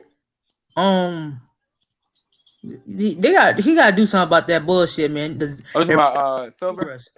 Yeah, he got to Silver, do something, the man. They Mexican. losing ratings, man. He needs to stop doing that Yeah, bullshit. I ain't gonna lie. Not just them got kicked out, but like 3 other players yesterday got kicked out from like some sap shit, bro. Like like I guess they bring in the real referees in the playoffs because you don't get none of this shit here. But regular season, just because of the money structure, you gonna probably get some niggas out of the MLB, you know, not MLB, but like soccer and shit. All Man, them that's type of niggas. crazy. Different type Which of like it's like how they do teachers. Like, you know what I'm saying? Like you need some substitution you know until it's some time for guys. testing. I'm getting sick and tired of the way things are when it comes to representing NBA now. You can't say nothing. You can't do nothing. But that's society, dog. That's how society. What you I mean look at them society, niggas. bro? That's how I society. look at them niggas as high Man, school fuck them coaches, refs, the man. park ball coaches, like the regular season coaches. But in the playoffs, like you say, they gonna go for the hard hitters. But regular season, you could tell that be niggas don't know shit about the game. Probably ain't never played the game. They're just out there getting the check. Once you got a nigga out there just for the money aspect of it, you gonna fuck anything up. A business, you know, whatever. I don't give a fuck. If you just out here and you just worry about accumulating money, your fucking people skills is fucked up. You don't know how to greet people that's giving you the money to keep this business growing so you can expand. Man, that's where we fucked up at. I had to learn all my people skills. That's one thing I worked on first. Because me coming from that lifestyle, nigga had to be aggressive. But another thing, I'm getting sick and tired of James. Players out there crying about every single fucking call. What you say, Lou? I'm getting sick and tired of players out there crying, complaining about every single call. They play the damn game. Play the game. Quit crying all the time. To make the referees make those calls. That's the reason. That's the reason why the game is what it is right now. Now we gotta look at them players different. Man, they keep crying for fouls. Yeah, I get what you're saying. It's not to me. It's not the foul. Just that it's the fucking referees. It's the referees and the players, man. Definitely. If they do this bullshit in the playoffs, bro, I'm done, man. Nah, they're not gonna do that. That's where the money at. No, they will. Oh no. Nah, they gonna do it in the playoffs. Listen, last year they had the same problem. Like I mean, not last year, but the year prior when like 2019, like they had problems during the season. Like they calling everything. When they got in the playoffs, that shit stopped because they know because big money is happening. Like they do that shit with Nick. Hold up, man. How many times did you see LeBron James run over somebody and they called the other way? In the playoffs? Yeah. Of course not. Why would you call it why would you call that? That's your superstar. Yeah, that's separation. Yeah. Superstar call. Like, you never heard of that? Like, come on, bro. But no, you think they're gonna play it fair? No, they would not. They would not play it fair. And I'm talking about as in calling like baby fouls, like, oh, he touched me. Oh my god, foul. They still gonna do that. They're not gonna do that. They're not gonna do that in the playoffs. That's what I'm talking about. You basically trying to say they're not gonna do it in the same degree as they're doing in regular season in the playoffs, right? Yeah, it's lower tone. Okay, I get what you're saying. But that's it. Like, I don't know why. Well, I'm saying if they do, man. No, to me, they will do it again. They will do it again.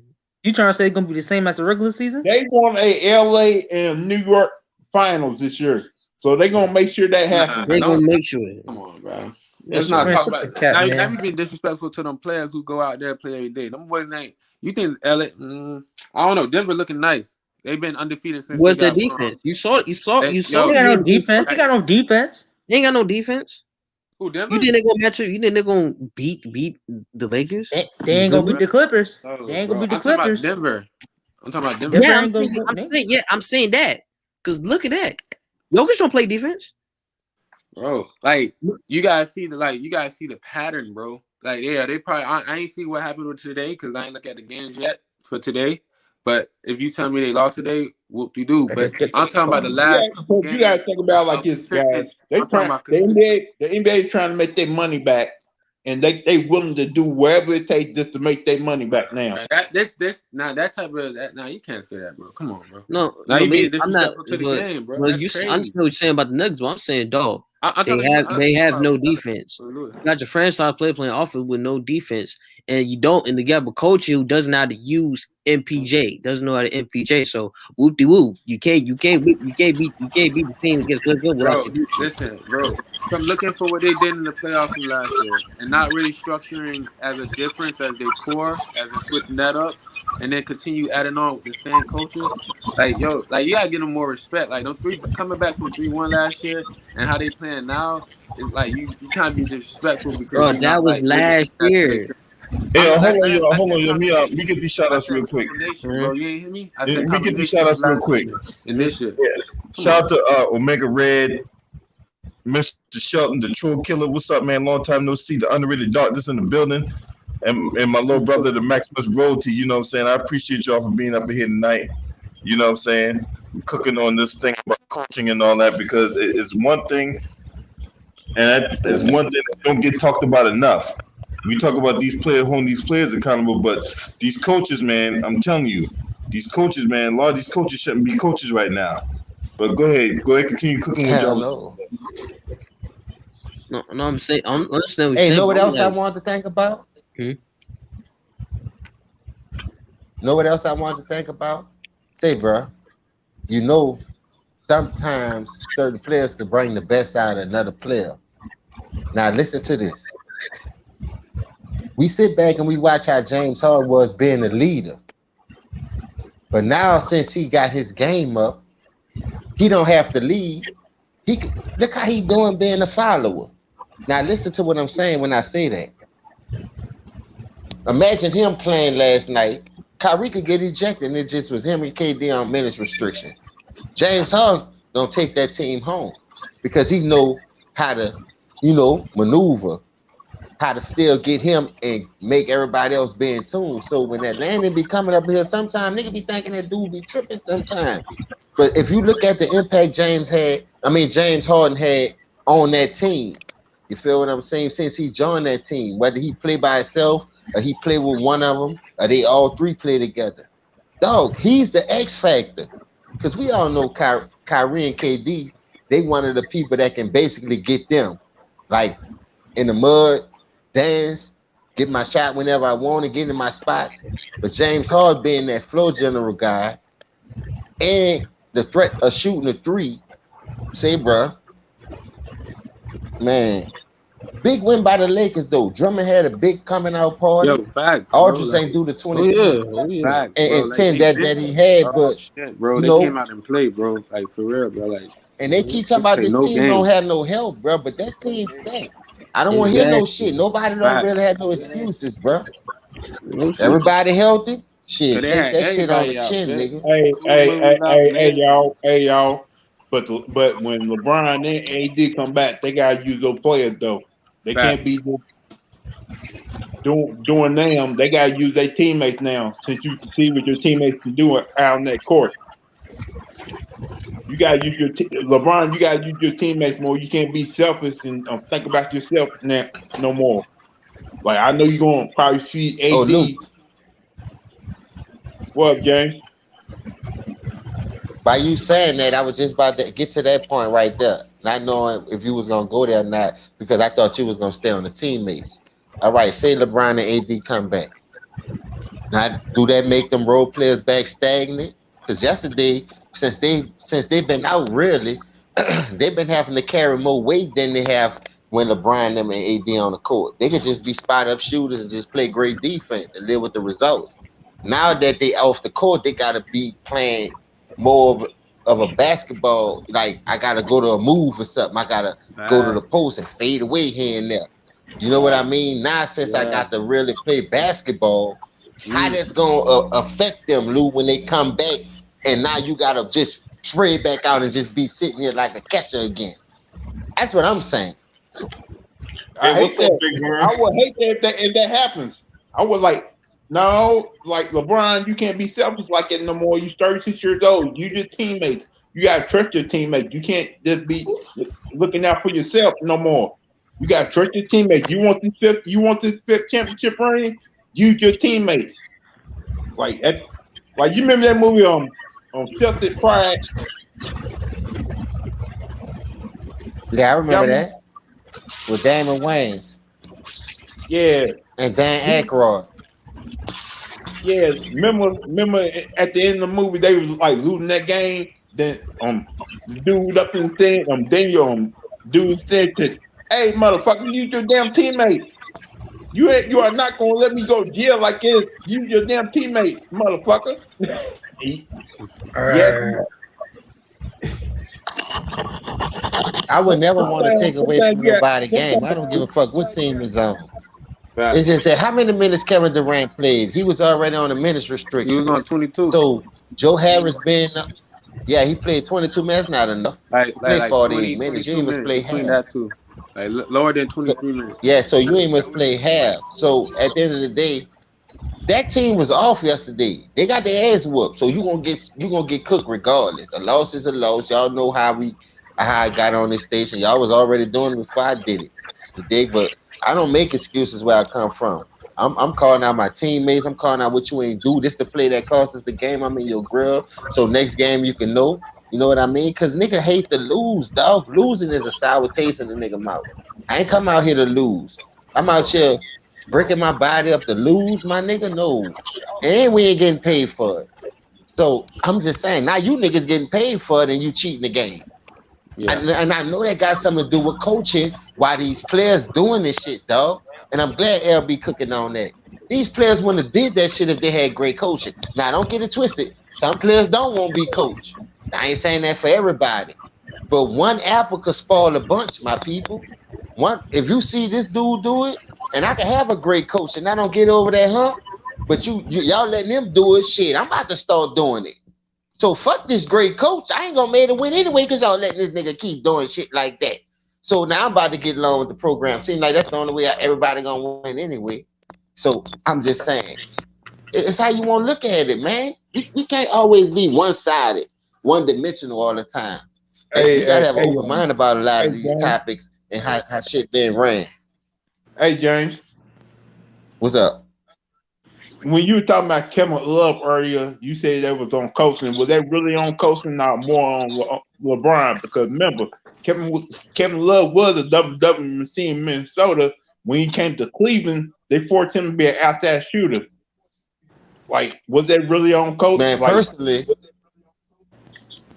it was on both of them because I'm not about to let nobody change my game. And if I say you need me to do this to change my game for you to get you, it's all about you. I'm not coming over there. I can help myself in the long run, my nigga. That's just me. Now you done you done trash my transcript up and you done fuck my resume up and everybody calling me shit water because I help you do something that you couldn't do on your own. You remember you begged for me and traded a whole first round draft pick for me to come over here. So don't make it seem like I wanted to come over here. I was over in Minnesota minding my own business in the cold, losing, just doing my thing. If they were to put players around me, I'm gonna live with the results. I wasn't cheating the system. You called me over here. You cried for me to come over here, but nobody don't ever talk about that. Yo, James, But the way listen, man, like I said, I'm a down to earth nigga. I ain't gonna help nobody. I got my own career to pay. If you about the same thing, you gonna pull your weight. Shit, we pull our weight together, dog. It's a team. That's why it's a team. Ain't no iron team. Go ahead, big dog. Now, what I was gonna say is the way they try and treat Andre Drummond, they should have done that same thing when Kevin Love came through. Pretty much, just let him play his game from the inside and work from it there, and then sprinkle whatever you want to do after that. Facts. That's a good fucking point. That's why I say you yeah, learn something new I'm every just day saying, because I ain't must never look at it like that. I'm just saying. But they know. I bet you they won't put Drummond in no corner, hang him out there on no Yeah, top what of I'm the fucking saying. key. He ain't gonna be doing that. You feel me? And Yeah, they took well, man, away. these niggas be sabotaging niggas' career just to benefit they shit. And And like, now look, I ain't dumb, nigga. I'm now glad you I was now you born see in the with Kevin '70s. Love. Now with Kevin Love, he injury prone. He getting hurt, lower body. He not like he took all that weight off so quick. His bones not used to that, taking that impact. He not the same no more. So he lost his game because of that. Some of that. Did Truthfully. y'all ever before last year? Did you see that video of Dwight Howard trying to be a 3-point shooter in the gym, working on his 3-point shooting before he started playing with the Lakers? Oh yeah, Cause I they seen tried. some of that. I seen some of that. Like Cause he they shoot tried. I three. think they tried to do the same thing to Dwight Howard. They said, "No, we can't do this to him because he's not that type of player." He got too But much power. You feel me? It's like you can't take away somebody's skill.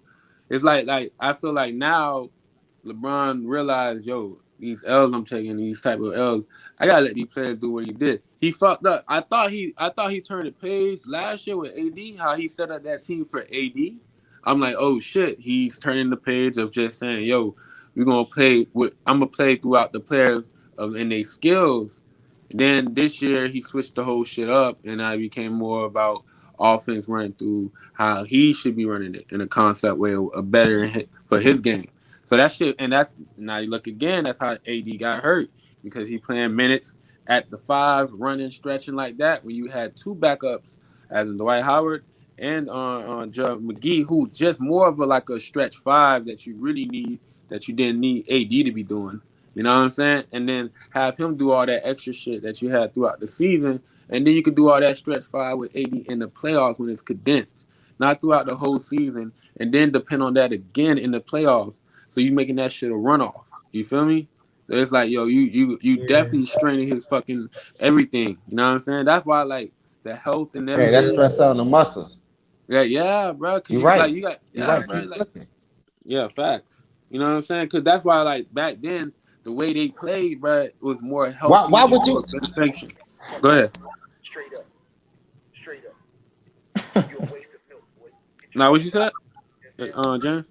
I'm saying, why would you have two big men, knowing he your person that can hit threes and stretch the flow, and not play a person for that position for the banging in to get that type of rebounding? Because regardless of the fact, we looking at the bigger picture at the end of the day, right? Which is the Larry O'Brien trophy. These dudes, don't even much put them motherfuckers in position for that shit. A lot of y'all mamas tell y'all, y'all ever been That's around you, the house, LB. you to cook out of something you always use. Yeah, who's that? Oh, go ahead, James. What you was saying? No, I was just saying that goes to show you when you say stress on the muscles, you got two big men, but you refuse to play the Dwight Howard and motherfucking JaVale McGee unless they get into foul trouble. And then, like I always say, dog, you get to the fucking playoffs and you want to shorten your fucking roster. Who does that? I remember when you used to go to war, nigga ain't coming home with no bullets. If you came home with bullets, nigga, you wasn't doing something right. Point blank, period. You dig Facts. what I'm saying? We going to war to empty everything in this bitch. We ain't coming back with no fucking bullets. What the fuck you gonna come back with bullets for? Because the war supposed to be over once we run out. We supposed to already put a stamp on this shit. But niggas be riding back with bullets, the evidence, and the wonder why they get caught up in the car. They gotta jump out that bitch and run. Man, listen. Stop making shit hard on ourselves, bro. The coaching, like LB said, Terry Stotts, fucking Scott Brooks, these niggas still got a fucking job. Yo, facts, Who bro. is their friend? Yeah, Dog. The connections. Soon The Steve, connections, man. That's how some of dog. these coaches get hired. you, Soon bro. Steve Nash got that fucking job. Instead of Steve Nash calling Mark Jackson or Avery Johnson, that nigga called Mike D'Antoni. Mike D'Antoni. Mike, no Man, get the defense, and fuck out of Tony. here. They making sure they take care of their own, dog. You know Well, what I'm there's the saying? reason why he called Mike D'Antoni. You know what I'm saying? There's the reason why that is. I mean, Mike D'Antoni helped him win 2 MVPs for all intents and purposes. But look, Mike D'Antoni's not a great coach, man. That dude shouldn't be coaching. That motherfucker shouldn't Thank need you, to be coaching LB. shit. You don't need to be, goddamn assistant to nothing. Or what? Them dudes is Not even them dudes is teaching how fucking nigga how to tie their horrible. shoe. Facts. I That know, right? And defense. listen, don't get me These niggas out wrong. here It was a suck. bad call in San Antonio. That fucked your legacy up because you could have had one. But True. That's that true. don't mean. But that don't mean.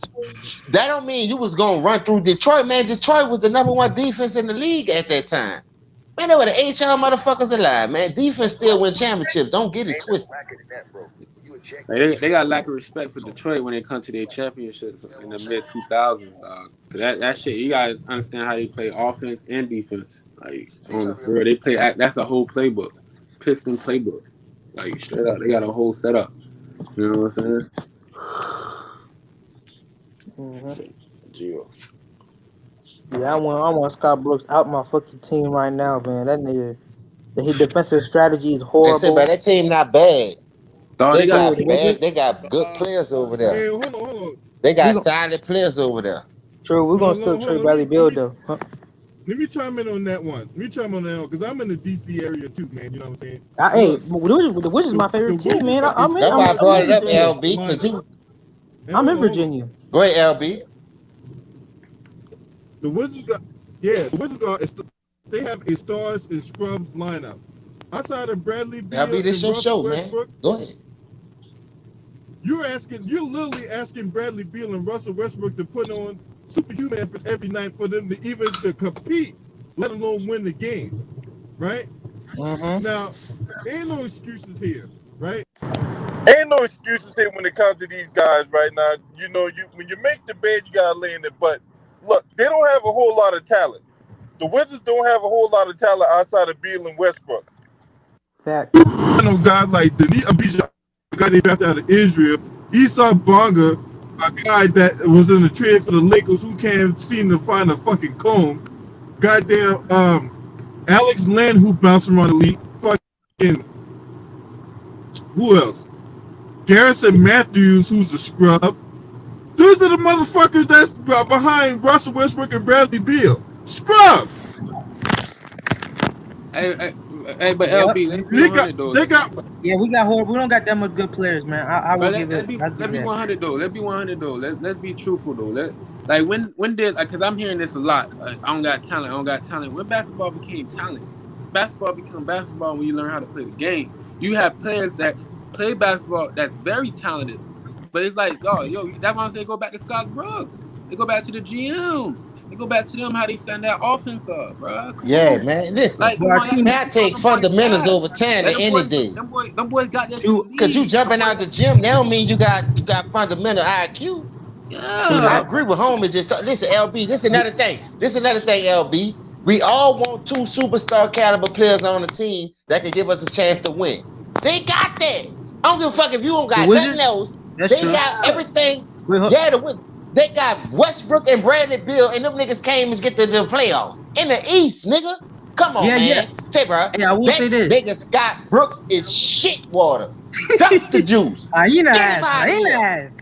Hey, I'm not discounting what nobody say when it comes to Scott Brooks. Look, I talked to this dude face to face, man. Right? I tried to defend Scott Brooks.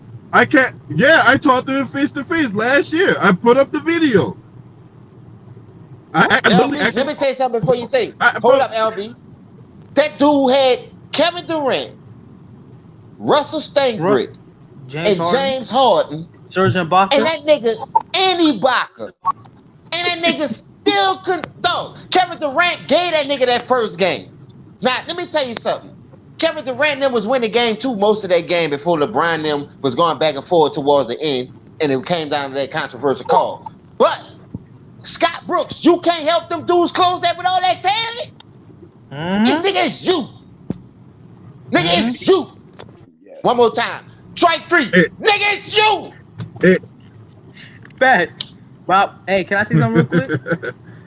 I'm not disputing anything you guys say when it comes to Scott Brooks. Look, I tried to defend this dude, and I talked to this dude face to face, right? Look, he's not it. All right, he is not the answer in DC. But that being said, though, that GM is awful too, because if you look at the players that they put around Russell Westbrook, and look, Look, this is what they were calling the John Wall Russell Westbrook I give trade. you They that. call I that give you trade that. the bluffer. They called that trade the blockbuster trade of 2015. That's what they were calling that trade for John Wall and Russell Westbrook. They I give call you that that. the But blockbuster I trade of give you that. 2015. Nah, that was a dumb but trade. See, But some But people try to let me buy say this that though. rank though. GM, You can't buy no rank, dog. You can't buy no rank, LB. You already know that. You cannot buy no rank. And you got oh yeah, Portland trying to do yeah, that shit. definitely not buying With, no with, ring. when Portland did that shit against what's it called, people can say that shit was fixed or not. We all know the Sacramento shit was fixed, but Portland blowed that 15-point lead. Man, I sat there and watched that game, and everybody talking about Scotty. Nigga, you went over that rank chasing because you saw that young talent. Man, that Portland team ain't no fucking win in the world. Them niggas had the right coach. Them bitches could have had motherfucking Satan and Jesus. Nigga, they wasn't supposed to win that game. That's just like Shaq and Kobe. Nigga, they wasn't supposed to win that game. Two niggas like that with a bunch of average role players that could beat a team like that. That's why when that fucking Denver Nuggets team beat Seattle, dog, them players was like, man, I lace my shoes up just like you. I got talent. But the difference was that coach was willing to put these players in position to keep them on the fucking brink of eliminating and coming be the like one of the upsets of the world, dog. Because Seattle was picked to go to the fucking final that year. They was the number one team in the West. Anybody ever watched that game, dog, and watched that whole series? I ain't see that shit coming. But the only reason why I was rooting for Chris Jackson because he came from the LSU. I don't give a fuck what state he was from. He came to represent my state and my fucking country and my land. You feel me? And my county. So when he came to LSU, I was fucking with that him and Shaq. But at the end of the day, man, when he went to Denver, man, I already knew that dude had game. When they upset at Gary Payton and Sean Kemp, dog, that was right there for me. That's when I became the land of the underdogs. I promise to God. Nigga, I wasn't even much in high school. You feel me? I was still in junior high. I was about to go to high school because I had got kept back one time. And my junior high ain't had no football team. So I couldn't play football. So the only thing I did was play baseball in the band and I ran track for my junior high school. And that's the only thing really fucked my football career up because I played park ball, I skipped junior high, and I went to high school. But everything else, I was just seasonal. You know what I mean? But man, at the end of the day, man, you gotta cherish this shit, though. These dudes out here don't cherish that shit. They cherishing the wrong thing, the money. I'm telling you right now, put on NBA TV, and you're gonna see the '96 draft, ready or not. Watch the dog. They talking about this one of the most dominating drafts in the history of the NBA. And if you watch the niggas that came out this draft, all them dudes went to their own situation at the end of the day, and they carried them bitches for at least 10 years. No bullshit. No bullshit, dog. That's what you call working on your game. That's what you call I'm wanna be great. I don't give a fuck who my teammate is. I wanna be great. I wanna be the top dog. And sometimes back then, that left you and your teammates clashing, like Adrian Dandy and Isaiah Thomas. You feel what I'm saying? So when you trying to be great and you got that dog in you, two dogs can't be in the same yard, my nigga. Two killers? Nah, that shit ain't gonna never happen. Two real niggas in the same hood, nigga, killing about to go down. That shit is real. So that shit prepares for real life. That shit prepares for the sports world. If I think I'm better than you, I'm not gonna throw a wrench in it, but I let you get them 3 MVPs. But niggas, I could do this shit without you. I'm about to go to, man, I'm gonna go to the Knicks, nigga, if you don't get rid of this nigga. Y'all blocking me from being great. If this nigga won't take all the shine and he ain't working on his game like me, and I'm pushing this nigga to be great, this nigga almost want to work on his game, man, fuck that. It's me or him. Good job what they did. Miami, here you go. Bam. And Kobe still went on the 3P, nigga. Dog, this shit ain't no, dog. Order to be great, bro, this the type of niggas I watch. No days off. Every time you hit me on these shows, nigga, I work 13 days straight, and this is my first off day, nigga. I slept. My girl was asleep, bam, I'm good. I gotta go back to work tomorrow, though. Sometimes I go 19, 28 days, nigga. In order to be great and to reach your goal, to get where you need to be in life, nigga, you gotta push yourself, man. You got to be in that gym day in and day out, whether you win or fail. And a lot of these niggas ain't doing that. They're taking the easy route. And the coach is letting them. That's why Steve Kerr got that job. Because guess what? They want him to reap the benefits of what we build like always. That's why Steve Nash got that job. Look at the resemblance. Steve Nash, Steve Kerr. Two Steves. Two peas in the pot. Hey, I James, wouldn't be don't forget about surprised that if the Toronto niggas don't coach. win, though. And she That cracked in Toronto the coach ass too. reaping the benefits too, remember? Because the coach before that built that team. Like, I see it. We've been seeing it all the time, James. They let these brothers build their team, then they can fire them at the last minute when they do a good job.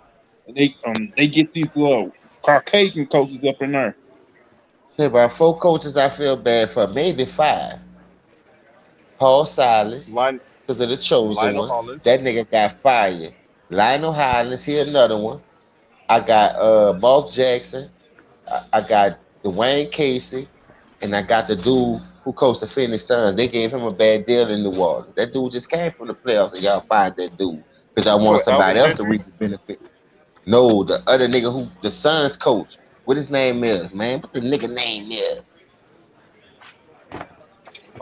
He lost his wife, Monty Williams. Monty Williams, yeah, he got the raw deal in New Orleans.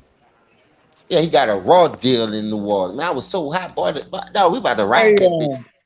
We about to ride that bitch, LB. I swear to God. hey, LB, let me ask you something, man. When they do fire stop work, do you actually trust them to find a great coach to take over that organization? No, It depends. I Probably ain't gonna not. Cause lie, like they I just don't don't. have other players. Cause none of our play. Okay, you Bradley Beal and Russell. They're not really that great on defense, including all the other Hey, but you players. asked me, They're not that great at defense. Oh, hey, Anyway, big LB, shape, or ain't brother, y'all but form. you asked missing me, the players? LB, ain't y'all missing y'all center? What the dude? Brian got hurt or something? That was Brian, but he wasn't that Thomas good at Bryant. defense either. He But wasn't that Thomas good at Bryant, defense he either. was out. All right, bro. He was out. Hold up. I Come understand on, defense bro. win Hey, championships, but let's go. Let's do this right quick. Dog, to be honest with you, it's really offensive league since Steph Curry changed the game. That nigga don't play defense. If Steph Curry changed the game, it's all about offense. Point blank But they still period. need to go to the playoffs, though. I'll give you that. But this the thing. Now, This let me the ask you a listen, thing. I question. Though. Let do me ask you a give you question. that. It's a trick for a treat there. That's how I look at it. This the thing, Yeah. right? I'm saying, if I knock on Everybody, your door, Hey, either you got LB. the treats or you don't. It's a trick for a treat. Either you gonna give it to me or you say I ran out of candy. I ain't gonna be mad next house I go. Fuck. That's all right. what's So wrong with you niggas right now. When your favorite player don't deliver, y'all don't know how to criticize these niggas and y'all want to hold on, man. But what he did in the past, what he did 10 years ago or 5 years ago. Man, fuck all that. It's what have you done for me lately? You know what I mean? That shit'll never change. Ooh. You only good as your first impression and your last impression. What you do in between, that shit that shit could be fuzzy. You could find the Easter egg or you don't find the Easter egg at the hunt. That shit could go either way. You could win a prize or you don't at the fair. But it's how you start, it's how you finish. Your best impression is your first impression. And you have to finish strong, my nigga. I don't give a fuck what you doing in life. You ain't gotta play no sports. Going to work, stacking money, whatever. Raising your kids. How you gonna raise your kids a certain way if you wasn't raised that way? So they'll be looking at you like, man, hold up, man. This nigga man tripping, man. So once they get a hold of that life and they get a taste of this getting older, them niggas gonna break away from that shit. You know what I mean? So it's all about you wanting to learn. It's all about you trying to be great. Cause a nigga ain't gonna give it to you, man. I'm tired of niggas think that shit gonna fall in our motherfucking lap. So you won't stack the deck and want us to give you credit because you stacked the deck to win a fucking chip. Man, get the fuck up out of here. If that's the case, I should have cheated to get ahead. You see, I didn't. And I'm still good. I'm comfortable. I ain't tripping. And I know half of the people on this bitch is too. They're satisfied with their life, but they always could be better. We all know that. But that don't mean you gave up. Man, come on, man. We gotta stop holding these motherfucking players accountable. And I always say that shit on every motherfucking show. It got something to do with this coaching, dog. Cause these niggas friendly vibing in the league. They going to these mansion parties and all that. Man, look, I'm gonna get you on. But they fucked over here, ESPN. All right, I got you. Don't worry about it. I'll let my people tomorrow. Why we can't do that for our fucking people, man?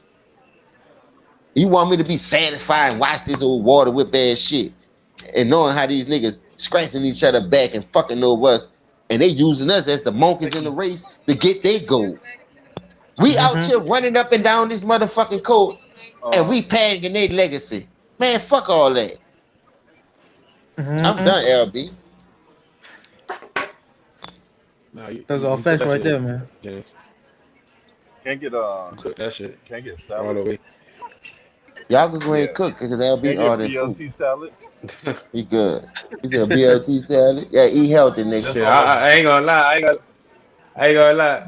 That's all I'm about to start eating this fucking I'm like salad. with that too. Like, I'm like, but I'm like it though. I've been watching basketball for years. I remember when they were watching Bullets. And yeah, I remember that, Lou. I remember that. It's sweet. But it almost seemed like to me. Okay, can you give me some sugar? Go ahead. What I about to say though, it seemed like to me. Would you go on LB? No, that's you, Luke. Go ahead and talk. LB ordered food. He got a nigga hungry right now. I just got him too, man. Fuck all that. Hey. It just seems like to me, no matter what they try to do, they don't try their hardest to get the right coach in there to try to coach those boys up. They just pick a guy, get in there, coach that team. If you don't coach for like 3 to 4 years, we're gonna fire you. Get another one in there. Almost like they're not really trying to build that organization into a championship contender. Yeah, you had John Wall, you had Bradley Beal, you had Chris Webber, you had Dwight Howard. Yeah, you doing something with those teams, but were you really trying to help their organization win championships? Because in their history, they only got one championship. That was Once on sale, yep. Yeah, I know him. I know him personally. Yeah, I'm gonna need more sugar than that. I ain't gonna lie though, but like Washington this year should have been at least a top 4 seed right now. Let's be 100. Like Washington. That's what I'm saying in the East. Hold on. Yeah. Come on, bro. Let's be honest. Don't do that. Like for real. Who that is talking right there? I respect him right there, though, because ever since I know a voice when I hear. What's your name is so I can know your name up. All right, wait, what? Yeah. I remember I was talking to you. Yeah, I understand that. Yeah. I remember I was talking to you in the comments before. Yeah, you know your shit, bro. I want to commend you on that because I want to tell you something. Because listen to this, Jimmy Butler ain't had that before Victor Oladipo went over there, and that nigga went to the finals. These niggas got Bradley Beal and Russell Westbrook. Come on, dog. Give Jimmy Butler a Bradley Beal. Come on, keep it real. I give him a fucking Russell Westbrook. Man, don't and they say both of them better than him. Come on. And they say both of them better than him. They're not. And they be praising these dudes over Jimmy Butler. He's not. I'll give you that. Man, I take Django in the day because Django fundamentally sound. You can have all the athletic ability in the world. I done seen niggas have. Jamarcus Russell had one of the strongest arms that I ever seen, nigga. And that nigga was the #1 bust. I don't give a fuck what the problem was, why he did it, but the nigga wasn't shit when he got to the league. Because he didn't want to work. Hard work ethic. No, James. Listen. Hold on. Let him talk. Hold up. Let him cook. That nigga against Notre Dame, that nigga was overweight for to be a quarterback, but he always had the arm strength. Nigga, your arm strength ain't gonna go nowhere. Nigga, this nigga could have been 300 pounds. He still was gonna have the arm strength. I know that. When they come to reading defenses and doing other aspects of the game, your arm strength ain't shit, nigga. That's all I'm saying. I know that Drew Brees. They tried. Wait, hold on. Jeff Garcia said, "Come early so I can come help you with your game." He did not look to Jeff Garcia. He did not want to work with Jeff Garcia. Listen, I give you that, Lou. Listen, at the end of the day, it came with coaches not pushing him. That's why I brought that up. Because you gotta push yourself to be a great player. No, hold on. James. That is true. That is true. Yeah. But this is what I'm saying. When you plan for a school that's a national powerhouse, this coaching, nigga. The coaching is not gonna let these players fail. Look at all the national powerhouses that bred all these champions. That was a powerhouse that was in college. They had great coaching, nigga. Name That's true. me That's true. name me a school that had a run that ain't have great coaching. I'm talking about across the board. And then once the head coach retire and something happen to him, the special teams coach move up and do the same damn shit. Because you know why? All them niggas was bred under the same motherfucking recipe, and them niggas know what it takes to win. And this nigga was able, and these niggas was willing to pass it down. Now, like I told you, when I first started playing, I thought I was bigger than the coach, but it wasn't that. It wasn't that. That's why I was getting myself always banged up, not listening. I'm thinking I could just go up in there and stick my nose instead of doing the fundamental sound shit. Man, and I'm telling you, I broke myself up doing that shit, just trying to make it. Dog, listening to a coach can save anybody's career. Yes. I had a player, bruh. I had a player, bruh. This dude, I'm not gonna disclose his, bring out his name. But like when I first went to high school, he wanted the number that I had, but I wasn't even tripping on the number because it ain't much the number, nigga. It's the nigga who in the number. That's how I was looking at it. So I was like, man, fuck that. So the first game of the season, we telling him call a fair catch because we about to send an all-out blitz to try to block the punt. This nigga almost won't call a fair catch and say, bro, when they punted that bitch, dog, they whole team released. So we trying to get that bitch. That nigga got that punt off. Boom. Now we ain't got no blocking set up, no wall, no nothing. This nigga refused to call a fair catch and try to do something. Dog, when they like it was like 5 niggas hit this nigga at one time. Bro, I promise to God. Say, bro, this dude tongue got stuck in his teeth. They had to cut his face mask off, his helmet off. He was paralyzed for like 6 months before he started walking again. Bro, this shit is a scary fucking sport, nigga. This happened in 1995, dog. My first year in fucking high school, I was in the 10th grade. So that shit spooked me out, nigga. And this the shit I'm trying to do. You feel what I'm saying?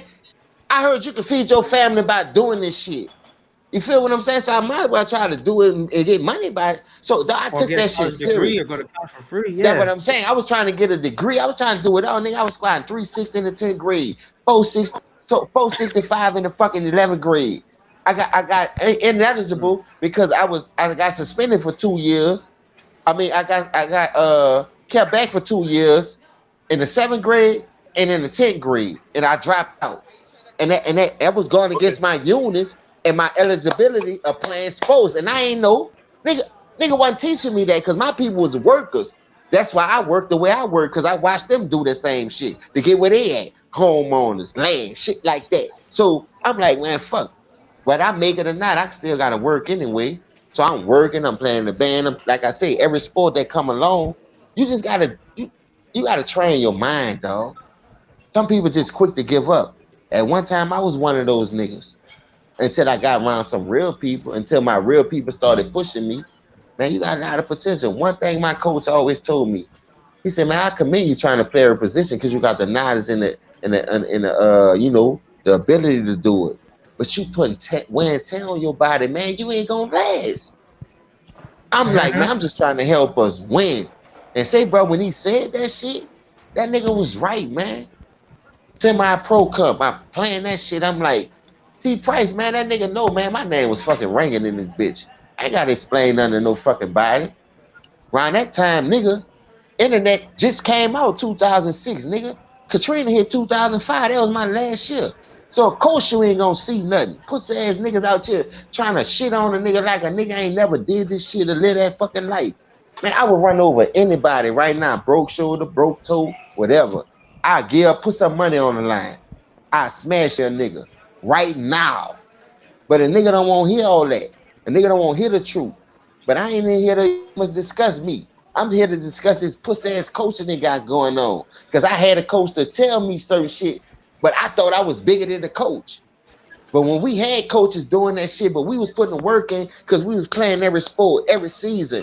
Like I say, our body ain't have a chance to rest. These niggas' body got a chance to rest, and these niggas still won't build super teams. These niggas still cheating the fucking system. What your fucking excuse is? You got football, you got baseball, you got Olympics, you got all kind of shit. But what your fucking excuse is? You got more time to rest and heal your body instead of you working on your game. You buying Lambos and with Johnny Day. You feel me? But you want us to give us you a pass for Oh no failing, no no no no no for no no not no. hitting that Hey, fucking one clutch thing. shot. Hey, one thing I'm gonna add in there. Hey, one thing I do see a lot of these dudes be on Instagram partying it up. Well, they on Instagram. That's what I'm saying, LB. You could be working on your game, nigga. It's with no days off with us, man. Nigga, when we lost, nigga, we was running 100 sprints after the game. Nigga, I promise on my grandpa, nigga. 100 sprints, nigga, after a fucking loss, nigga. Throwing up out there.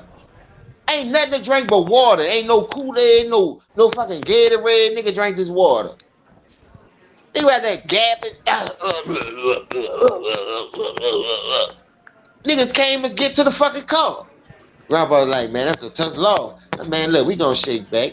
You going to the doctor in the morning? Man, fuck that. Put a spider, 2 knee pads on this bitch. I'm about shit next week. And the game was Saturday, and we had a game Thursday. Fuck going to the fucking doctor. Went to the doctor, talking about slightly separated. You could do this, you could do that. Give it time to heal, man. My team need me, man. I play on everything. We only had fucking 33 people, nigga. I'm going both ways, nigga. Punt return, kick return, all that shit. These niggas don't know what it takes to sacrifice. And these niggas getting paid. These niggas getting paid to cheat the system, dog. That's why I keep screaming for a 10-day contract. You got a lot of niggas out here could give you 10 days, nigga. For real. You got a lot of dudes out here could give you 10 days. Say some of my people, man.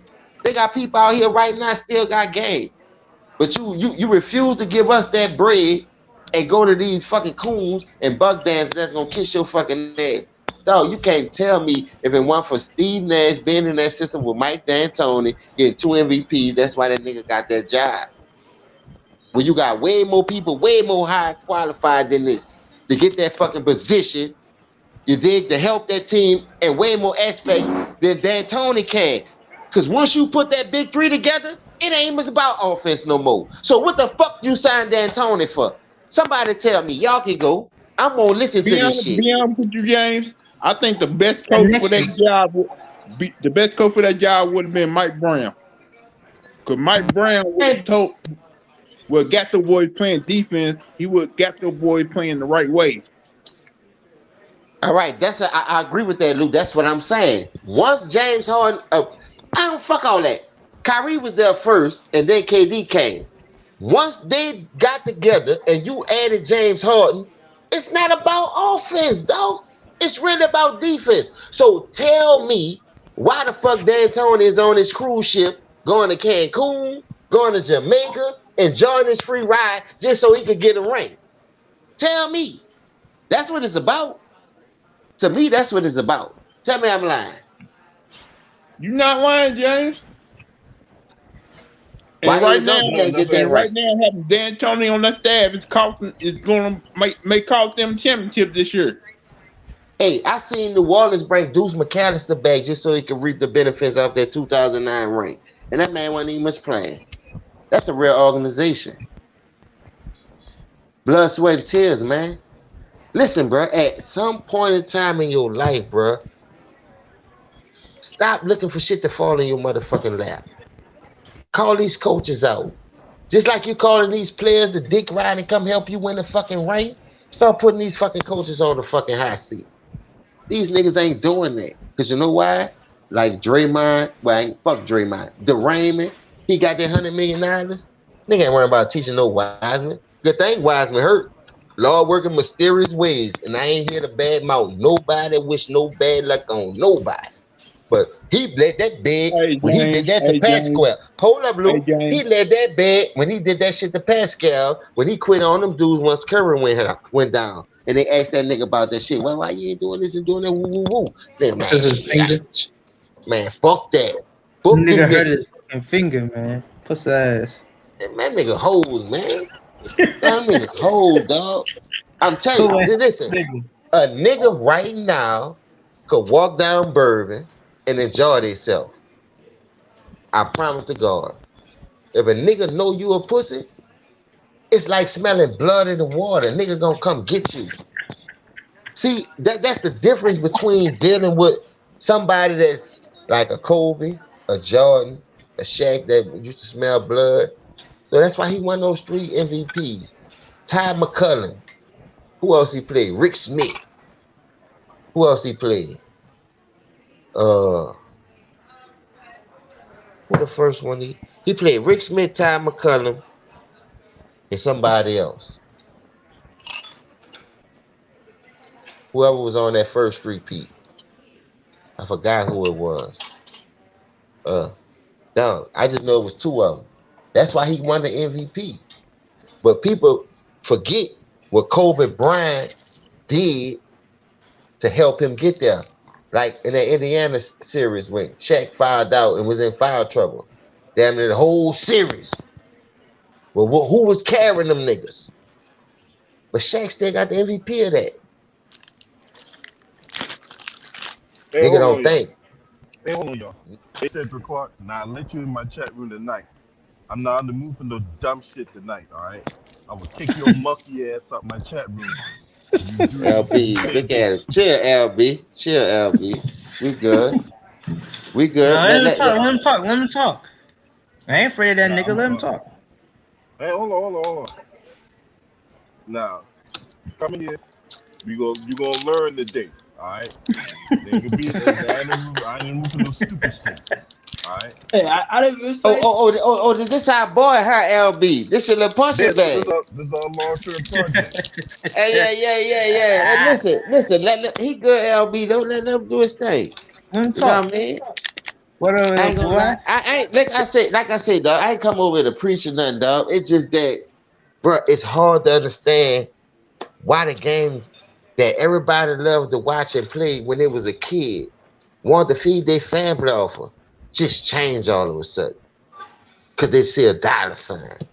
Because the game just got weak. They want to make it more sexier on the offensive side, and the game also got weaker because if you really want to think about it, the reason why the NBA got weak is because of Steven Jackson and Ron Artest and the Men's and Palace and Ben Wallace. That's why the NBA is soft. If you really want to think about it. Hey, let me tell you about that. I ain't You gonna can't lie. blame these players today. Listen, I'm not right though, but this me from looking off the outside looking in. You know how MJ, listen, when I tell you they put signs in music and movies and all that, outside looking in, MJG. Peep it out, an 8 ball. On outside looking in, they owe the Reggie Miller that.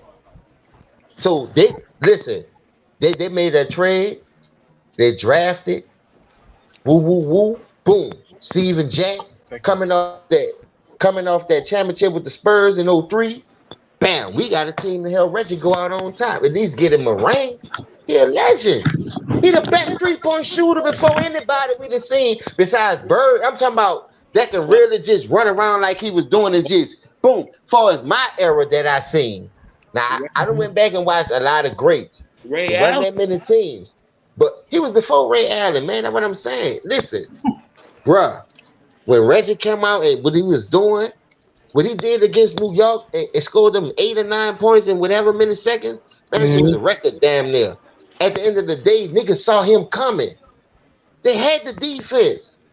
They had the coaching. Hey, Only James. person was in their way was Mike. James. You know how many niggas that have a fucking ranking for one for Mike, and we wouldn't even be having this Charles discussion. Barkley, Karl Malone, stuff. Listen, we wouldn't even be having this discussion if it wasn't for Michael Jordan, because all them niggas have a rank already. So this matters to the Palace when he must matter. But the reason why they put this team around Reggie Miller in 2004 before that shit happened, that was their championship to win, dog. They was bashing Detroit. Detroit couldn't fuck with them niggas. Go look it up. I promise to God. I went back and did my homework, and when I looked at it and I put it in everything in a gumbo pot, and I went to cooking. I put my shrimp, put my meatballs, put my smoked sausages, put my crab, That put my sounds gizzard. good. That sounds good. Dog. I put my chicken in that bitch and I put that filet on there, Y'all New and Orleans I niggas, just man. let I it swear, simmer. man. Y'all can cook, man. Dog, I swear to God, I looked at the bigger picture. I said, man, they did that shit on purpose. Why you think that cup came way from the stands? That I ain't saying it was fan? intentional. It was a woo. But look, man, that fan threw that cup down there for a reason. And Butcher Carter was winning that game by 20 points. They was beating Detroit by 20 points. That shit happened. Ron Artest laid on the table, head cocked up, knee up, and the cup just come from flying nowhere. You know that's a trigger off. Because if a nigga throw a cup at me, I don't give a fuck if I'm in church. I'm getting off. I'm getting off. I'm getting off in this bitch. Ron Artest was having like an MVP type of season that before that happened too. Thank you, Lou. Listen, real niggas understand the method of how people win. Why I told y'all money been involved in the game, but that's the story for another day, man. This shit deeper than rap. Man. This shit is deeper than rap, dog. And my grandfather my grandfather was more the father than my daddy, but both of them was always in my life. None of them never disappeared. I don't give a fuck. If I call, they there. If I'm around, they're around. They're around, I'm going around there, man. Look, how I do this, man. I'm ran into the stumbling block right quick. I need to ask some questions. I ain't never was scared to ask no questions. Stop being scared to ask questions and scared to learn, man. It's not hard. Once you get out that fear of the part, then you could go to your next journey. Because guess what? If you run into a stumbling block, you gonna dog. I done did that the first rip. Run into a stumbling block, don't ask no questions, got pride. Now I'm in jail. You got a collect call. 15 years old. I'm like, damn. Now, I need these same people that I was scared to even go ask questions because I thought I already knew it to get me out this situation. When the only thing I had to do was go ask them from Jump Street. See what I'm saying? Stop making this lane hard enough and stop, skipping the process because sometimes you need to go to these baby steps. You need to go through these obstacles to understand. The Lord put this here for a reason. So I can either grow and help people or this is going to be the death of me. It's only two ways. You're going to grow or you're going to die early. I live to see 43. A lot of people can't say that. How many people y'all know can say that? I know a lot of people on here, y'all can't even say that shit. So sports is our habitat. Sports is our getaway. So don't cheat the system. This how you feed your family? Teach others. Reach one, teach one. That's the saying right now, right? Reach one, teach one. So why would you get this master key and don't pass it to your own brother? Why would you get this recipe and have us eating this poison when it's the recipe to be successful in life? I just don't get it. I really don't. Basketball players all for themselves. Draymond Green, I'm the best player in the world. Nigga, kill yourself. The Raymond, boy. Hey, that's my dog. I like Draymond. Okay, you can Look like at the him. shit y'all got. The Dog, hell you got these was niggas Draymond out here Green? saying this shit though. Hold on. We're not gonna go this again. We're not gonna go through this shit again, man. No, he brought it No, up. He brought it listen. up. But I'm saying that's the type of shit y'all got these niggas saying. These niggas ain't putting no work in to say no shit like that. I like But these Draymond niggas, hold up. because Listen, the reason why I brought that up, because listen, I don't give a fuck who sent them. We'll never know the truth on that. But he the fall guy for it, because all the thing we know is he the one that called KD. Look, boom. And KD accepted. Whether KD wanted to come a long time ago, 5 years early, whatever, he still accepted. But who made the call?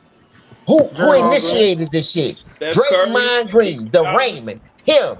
He the one initiated this shit. So what I'm telling you is, so once he initiated this shit and this dude became the fall partner for it, come on, my nigga.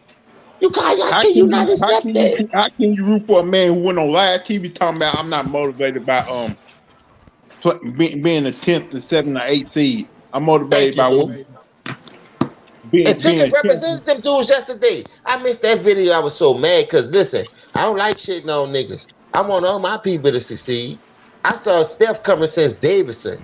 But everybody think I be hating on them. No, I just called how I said. My coach called me shit water. I ain't take that shit personal. I just became a dog. I just became an animal. I just became a hyena, nigga. I just started walking in the safaris with the rest of the motherfucking big dogs. I ain't crying, tuck my tail. You win some, you lose some. Can't win them all. Man. But guess what? They know one thing. When I came in the safari, you ain't taking my food, nigga. And you can believe that. You can believe that. You ain't taking nothing off my motherfucking plate, Comey. Nigga. You tripped out. Check my resume. Go look it up. 2 All right. pistol So charges, flight from officer, all that dumb ass shit. That shit ain't nothing to praise. But I'm telling you, man, go look it up.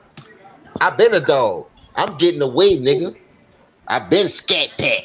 I'm the scat pack that's in them charges in the Monte Carlos in the motherfucking Mustang, nigga. Go get your scat pack, nigga. That's me. I ain't about to sit here and talk about, yeah, what the deal is. What you talking about? Yeah, you about to go to jail. Man, I'm about to scat out on you right now. this the thing. This the thing, right? And we talk about since we're on the topic of the Golden State Warriors, right? Because there was a stretch of game they were getting head blown up, right? But yet you can see star players coking and joking on the sideline, and that don't Facts. sit right with me because this is the thing. This is the cult. This is the culture problem. You're sending a message that this is acceptable when it's clearly not. You Yeah. can't be losing by 30 points, and you sitting up there coking and joking on the sideline, and then in the same breath, you trying to will your team to show some fight. No, I don't know what these I don't know what these players and these coaches and even more so the media think they're trying to prove. But I was born during the day. It just wasn't yesterday. You can't look. Leadership is on a consistent basis. This is a consistent thing. You just can't jump up one day. I'm gonna go ahead and take this day off, and then another day, I decide to be a leader. No, look. If you can't galvanize your people to when you step on that court, or when you sitting in a business meeting, or you taking out trash at the local neighborhood, if you can't galvanize your people to go out there and put their best foot on a consistent basis, you're not a leader of men. And that's why I keep trying to tell people, look, it don't matter if you make it $1,000, $100,000, or $100 million. People don't care how much you know until they know how much you care. And a lot of these guys just don't give a shit. Facts. That's a great point. So that's why I'm like, a lot of these coaches nowadays ain't no leader of men. Steph, all these star players are getting all these goodies, giveaways, and guarantees, and all this praise that they didn't earn, that they don't deserve, and Hey, then I'm when glad you you brought come that out, up, LB. I don't mean to cut you off. I want you to stay right there for a minute. Peep this out. Scott Brooks was a backup point guard. This nigga still got his job. Walt Jackson was the leader of the point guards and kept everybody in tune with the offense, and he was one of the main reasons why they was in the Eastern Conference Finals and was in playoff contention, but he don't have a job. Tell me how that worked. I know why. Why? You see what I'm saying? That's just Hold because up, you just James. said what you said. Hold up, James. I Just gotta off hear what you this. just Because said, like what you said.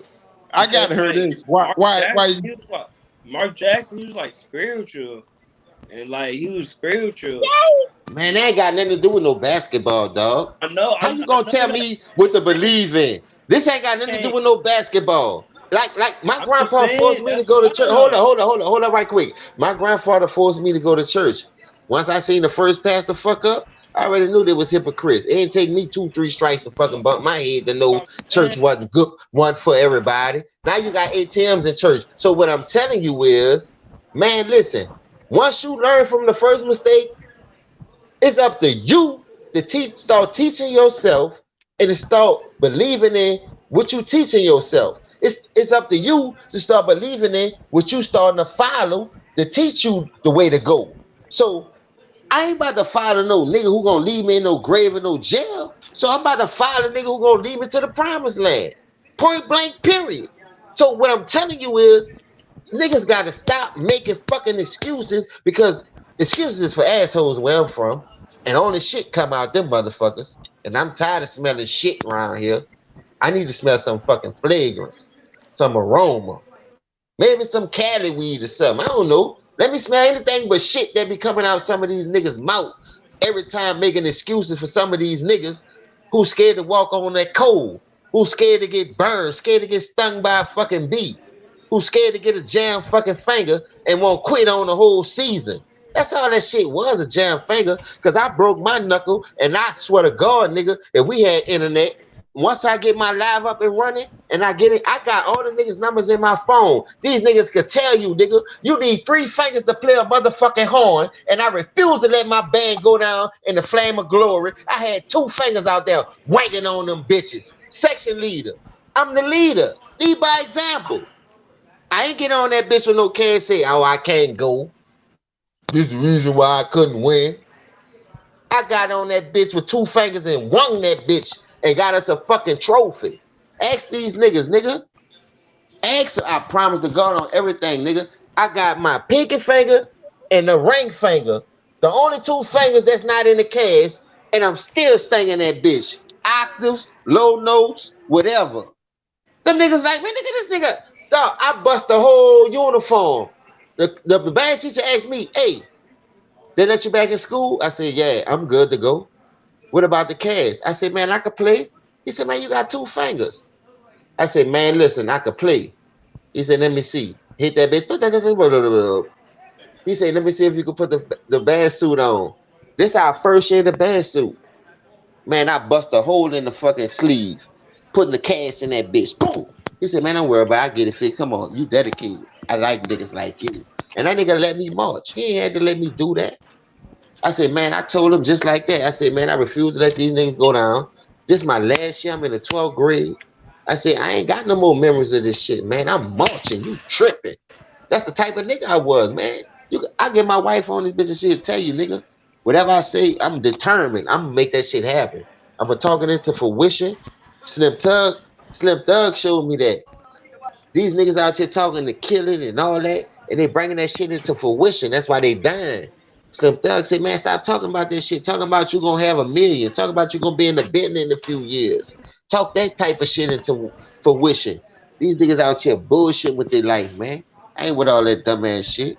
I'm glad Houston showed me the way, because I was a crab in the bucket mentality in New Orleans. I'm gonna go every time, but you ain't gotta be like that, because everybody ain't trying to hurt you. Everybody ain't trying to harm you. These coaches, get the right niggas in there to do the job, because they're the ones harming us. And we got to keep cooking these motherfucking players. That's the whole moral of the story. Stop friendly bobbing with these niggas, Steve Nash, and get the right defensive player in there, because you don't need no offensive coach. You signed the offensive coach instead of the defensive coach. Now, I ain't knocking Jock Vaughn at all. I'm not knocking it. But say, dog, come on, bro. Let's start spreading the love a little bit, right or wrong, y'all. Right. This is the thing. Right. When we in the system of goodies, giveaways, and guarantees, and guys getting all these accolades and all this undeserved praise and all that, then when they don't get it done, we gotta apply the same kind of energy to them. And the problem is when you got media members that have an agenda, and this is why I believe media members should not be holding having votes for who the MVP, who the defensive player of the year. I think it needs to be towards the players that have that distinction of voting for that. If it's the players league, right? Everybody talk about players coach, and this is a players league. Then let the players decide who's the MVP. Let the players decide who's the defensive player of the year. Let the players decide all that. But when it comes to the coach, right? I think the coaches themselves need to vote on who's coach of the year. Because this is the thing. We talk about this all the time, right? When it comes to coaches, why they didn't get it done, why they haven't made adjustments and all that. Because a lot of coaches are not leaders of men. They get this title and they feel they're above everyone and everything and they're above reproach. That's why Terry Stotts continued to get job after job, despite the fact he was fired in Atlanta, despite the fact he was fired in Milwaukee, right? Luke Walton, the dude didn't even get fired a day from the Los Angeles Lakers. He already got a job in Sacramento, right? Guys, all these guys, all these coaching retreads, and it's disgusting. Lionel Hollins can't get a job. Avery Johnson can't get a job. Mark Jackson sure as hell can't get a job. For what? Because of politics? Because of what someone believes? Because he has his religious beliefs and these ownership and these people in these ownership groups, they get spooked about that. That's why I respect a guy like Pat Riley, because you can't just go down to Miami and a star player can't just go down to Miami and just call himself running amok. LeBron tried that; it didn't work out for him. You know what I'm saying? Pat Riley won as a coach. He won as an executive. So if anybody knows what it takes to win championship, is that guy. And you cannot go down to Miami and call yourself trying to imprint. No, you run it their way. And if you don't do it their way, then your ass is out of there. Check, Hey, please. LP, I got a question. Why y'all don't Go give ahead. Popovich that love though? What? We all giving Greg Popovich that Hold love. on, hold You up, y'all. probably Hold won't up, hear y'all. that long though. I'll give you that. Hold up, y'all. Hold He's up. a, All right. This is my long-term project, right? I'm just asking a question though, cause he wasn't here when we was talking I, about him. hold on. I'm gonna answer your question, because obviously you're late to the party, right? I just got Now, off for work. That's great. yeah, I know, hey, I know you, dog. You know what I'm saying? Go get that money, right? You know what I'm saying? Whether you flipping burgers or taking booty, you know what I'm saying? It is what it is at the end of the day. But I did now. If you listen to the stream earlier, I did talk about Greg Popovich. I did say he was one of the greatest coaches of all time. The only knock I have on him is that he did not go back to back, right? Yeah, I agree with you on that. Yeah. So That's And a we talk big about Phil knock though, Jackson. LB. And we talk Listen, about Phil LB, Jackson. that's a big knock though that a nigga overlook. And that's the only problem I got with him. That's why when I do look at him, you had a dynasty. Yeah, you built a dynasty. But tell me what dynasty ain't never won back to back. Tell me. How that's a dynasty? For real, for real. A dynasty normally has to win at least 3 out of 4. You know what I mean? Some shit like that. Or two, That's how you probably. got to the dynasty because you won it like that. You ain't get to no dynasty going 3-peat, 2 out of 3. You know what I mean? Like Did they win? They won in 1999. They won. Did they win in 2003?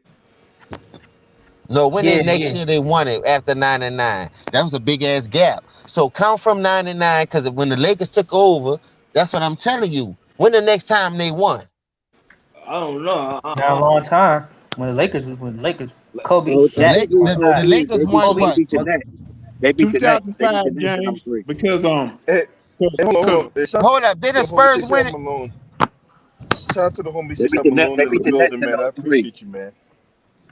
Tim Duncan No, had him looking hold up. with prime Shaq. no, Hold up. James. In 2004, the Detroit Pistons won because that's the year they lost. Lakers lost to because they had Karl Malone and Gary Payton. In 2005, Basketball. So 03, they beat the Nets. They beat the Nets in 03. The Spurs did. Yeah. So they All right, so they won 99, 03, 05. Then they won NBA again young in boy.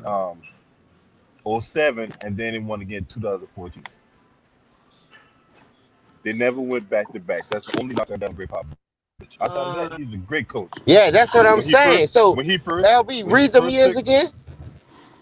no, I ain't got to read him. I know him. He won All in right, So what? all 99, right, all right. 03. Say them again. Say them again, brother. He won in 99, 03, 05, 07, and 2014.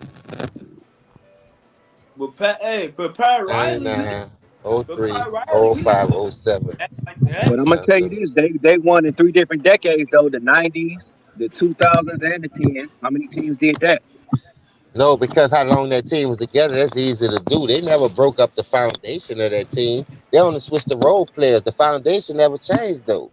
If I got the And foundation, I'm only changing the light bulb, socket here and there. Shit, the house still good to sell for $250,000. It's when the foundation fucked up where I gotta worry about the $250,000 going thank you, down to man. eighty You have a good thousand night. to 100. And so this is But the thing that, about Greg all them Popovich. Like guys Greg that they Popovich, had, Yo, man, get they these raised motherfucking them. gamers, Pop raised them boys from young. He raised Tony hey, hold on, Parker. y'all, hold on, He y'all, hold on, raised y'all, Duncan. hold on, y'all, hold on. When Greg Popovich was already he was already an executive with the San Antonio Spurs. Their coach was Bob Hill. Popovich ended up firing Bob Hill and ended up coaching the team himself. And he laid the I ain't know that, foundation. LB. Yeah. Yeah, I ain't know I that ain't know either. that. Go ahead, finish cooking, LB. inspired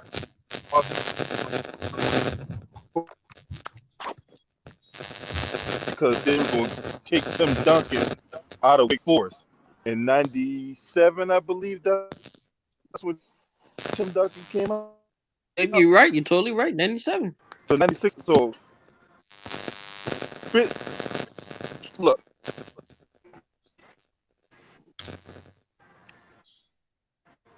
yeah, I remember that.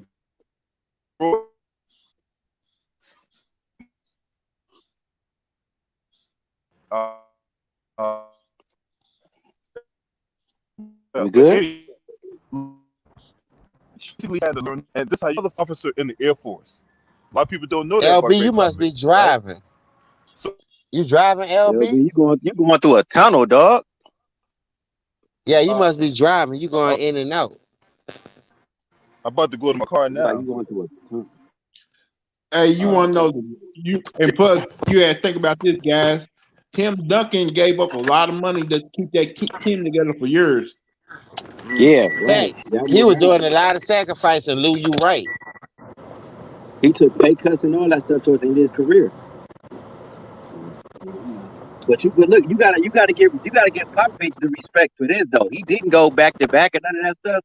But he won with all the kids that he drafted though. He raised up everybody, kept them in one uniforms. Ginobili, Parker, Duncan, they all got cut from the same cloth. Lakers went and got Kobe.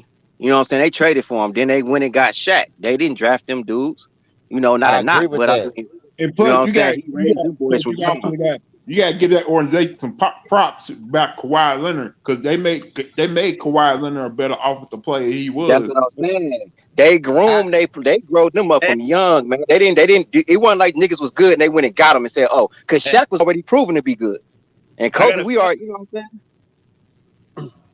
If the Spurs draft Jimmy Butler, do you think they would still win a championship? He played that yeah. Kawhi Leonard role. I believe If so. who? He If who said if the drafted Jimmy Butler? Spurs would have got Jimmy Butler in the draft, you think they still win championship? Yes. Oh hell yeah! Popovich loved two-way players. Pop loved two-way players. You want to play defense? Oh yeah, come here, dog.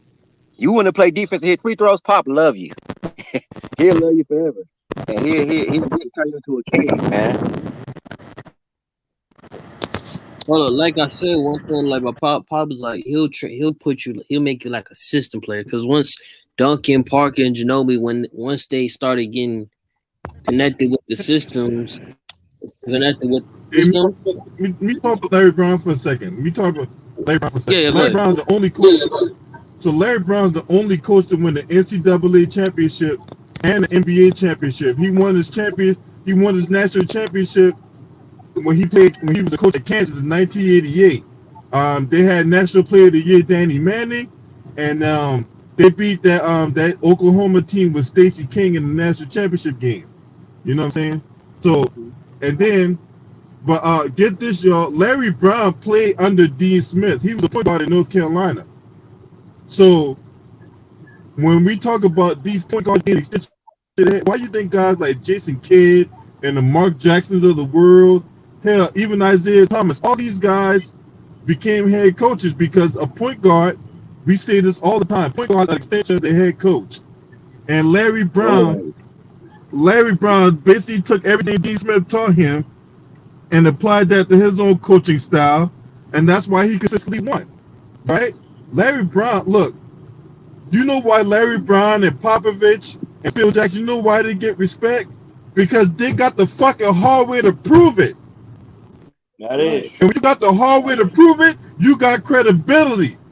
So ain't no star player like LeBron can come in here and try to impose his will when you got coaches that are proven championship winners, they're fucking credible. And a lot of these fucking bullshit ass fucking coaches out here ain't got no goddamn credibility.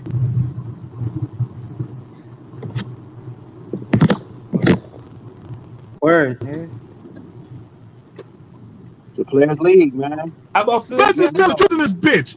None of them fucking jackass coaches got credibility. That's why they can get. That's why these star players run over the asses and shit.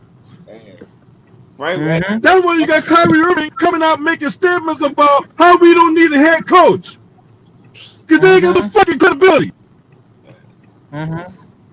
Like I said, guys, they don't respect these coaches. That's why these players act the way they do. Hey, I Now, feel why you think he said that shit though? I feel Man, they like know they got the coaching. No, the coaching is shit water in this league. I All feel like right, put it this way: David Black gave them a 2-1 lead, and all of a sudden, you mean to tell me my superstar can't bring it home and I get fired? But now I got a full squad. Somebody else come reap the benefits.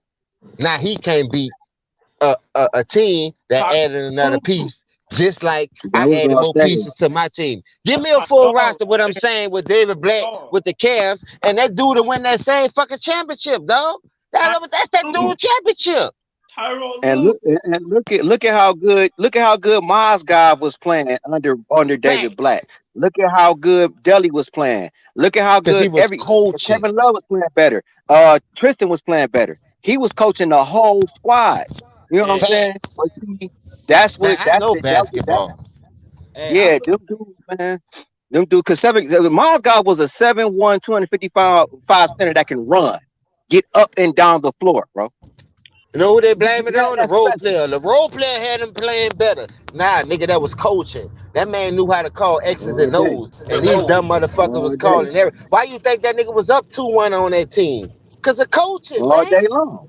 All Come day on, man. long. No, any nigga and their mama could see that shit. But David Black got fired the very next year. Oh my god, I'm hey, like, James, dog, I got a this some fucking Record in the East. bullshit. hey Number James, one I got a record in the question East for and get y'all. fired. Number one Do record in the East and Boy, get fired. James, I got a question for y'all. Do y'all think Frank Vogel is a better coach than Steve Nash? No. Steve Yeah. Nash Steve What? Nash Frank Vogel it's is. unfair. Frank It's Vogel unfair right is, now. but to me, both of them, Frank Vogel is a defensive coach. So just say Right. if Steve Nash was the I coach of like that Frank next Vogel. team, hold up. If just say if Steve Nash was the coach of that next team, you will have Frank Vogel as your defensive coach. Frank Yeah. Vogel had them Mm-hmm. niggas playing balling out there. But you got Frank Vogel as the head coach over there. You know what I mean? Reaping the benefits off of what LeBron pulling, like off of what he doing. But But like I say, each his own. Everybody scratching each other back is what you fall for. but You Frank know what I Vogel is mean? a I coach. ain't I falling like for Frank shit Vogel. no Hey, more. I give that dude credit, man. What credit's due, man. Frank Vogel is Yeah, a good he a coach. good defensive coach. He a good defensive coach. Yeah, yeah. Mm-hmm. That's his job. When I saw him go against the big three and put that defensive clamps on them and made it hard for them, that let me know them dudes wasn't really ready. They wasn't working on their game. They was only going off of what they can do, how they made it to the league. And once you take that away from them, you give yourself a shot to beat them. The Pacers were supposed to beat them one of them years. I ain't gonna say nothing though, but hey, it is what it is. Paul George No, just you ain't right, had no James. Hey fucking help. James, You right, I know James. what You you could be talking about absolutely Paul right. too. George just ain't had no No, motherfucking that, help. Give Fact, Paul fact. George an all-star, a fucking bum-ass all-star at oh, that, a hey substitute. James, They gonna beat that hey team. That James, Miami Heat team that Miami Heat team was overrated to me. Not James. one, not two, not three. Yeah, go ahead, keep saying all that shit. I seen the weakness. Go ahead. Ray Allen hit the clutchest shot. Ray, No, Kyrie hit the clutchest shot because Cleveland haven't won nothing you know in why, James? basketball in James, you know existence. why? If Ray Jim Allen Brown, never, if Jim Ray Brown Allen brought never, Cleveland football to rank. But at the end of the day, Cleveland basketball haven't won a ring. James, Dog, them niggas was getting shitted on. Jordan hit that shot, killed their dreams, because that was the team that they was banking on right there to go against Detroit. Hey But James. but That's Hey right. Jordan James. hit that That's shot right. on there. Hey James. Let me yeah, Yeah. hear what my Ray Allen long-term never made project got that to say. shot. I want to see where his head at. I want Oh, to see where go his ahead, head at. LB, go ahead. Go ahead, Cedric Clark. I want to see where your head at. I I want said to if see if you Ray say something Allen never stupid made tonight. that shot, people would be looking at LeBron a little differently though. That's what I'm trying to tell you. If they lost that series, that was a do or die shot. Everybody with the ring was going home. All right, so let me ask you this, right? Now he 4-6 in the finals, right? How Yeah. you know we not looking at him in the same light as the guy that as that situation you just pulled out? Because a lot of people still looking at LeBron, despite the fact he won 4 championships, he's still not the greatest player. A lot of people don't even got him in his top 10. People, and that's people's opinions. Hey, So, You can make an let me argument. ask you You this: can Where make you an see argument. LeBron in your list of all time No, greats? He not my all time. He my top 5. I All got right, I'll give you Michael, that. Kobe, Magic, Larry Bird, and then I got Bron. All right, so no I got Wilt Chamberlain. No, not really. I'm not knocking. I'm not trying to knock your list. That's your list. What No champ? Jordan. I don't know about that. But I'll give you. I'm not Wait! gonna I jump forgot on your about this ass one. because you did rank Kobe above LeBron. I'm So gonna I'm not take gonna jump on your ass tonight. All right. I'm gonna take Larry Bird and put Tim Hey Duncan James, in. we making progress. James, we making progress. Woo! Yes, finally. Woo. I'm The what? taking Larry Bird out. Hold on. Where you got Michael Crackhead. Jordan at? I said first.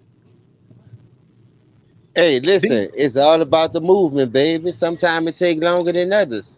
I know it took me longer. I tried to pop a willie for 2 months before I learned how to do it. You know what I mean? But And hey, LeBron sometimes we still my making guy progress. though. LeBron still my Cedric guy. Clark, I'm not gonna. I'm proud of you, Cedric Clark. You know what I'm saying? I thought you was gonna be a lost cause for a minute. Nah, I was just a LeBron fan. No, Well, you're a you seem to be a dickhead. reasonable LeBron Let's fan, keep it realistic 100. LeBron You're a fan. dickless. Yeah. But I think But Tim that's all Duncan right is though. the best power forward Hey, ever played the we game. gonna break you out that habit too, Cedric Clark. Hey, We gonna break you out. By the time me and James get done with you, you gonna be your own man and not a prostitute. Okay? look, hey, LB, I gotta ask y'all another question. Take Tim Duncan off the Spurs and put KG in that system. Do you think they still win Oh championships? my god, I hear this all the I time. don't do hypotheticals. You put We that. don't do I don't do I'm just asking you a hypotheticals. question They though. I go. They don't do go. hypotheticals. You don't think they're not gonna I win don't do though? hypotheticals. Still in my I question. don't do hypotheticals. That's the same shit I I told don't do Wills about. I told him. Oh, Wilts. God. I don't do hypotheticals. I only go by yeah, but I don't evidence. like to do that What, anyway. But just going off the skill set and the talent for his athletic They ability, still win. anybody with more athletic ability that's willing to be coached and willing to be teach should be better in any position. That if you swap them out with whatever player that you want, but you got to be willing to want to grow, want to be teach. And KG had the hot head in doing what he did, but I think Greg Popovich would have got a hold of him because he was way more athletic than Tim Duncan.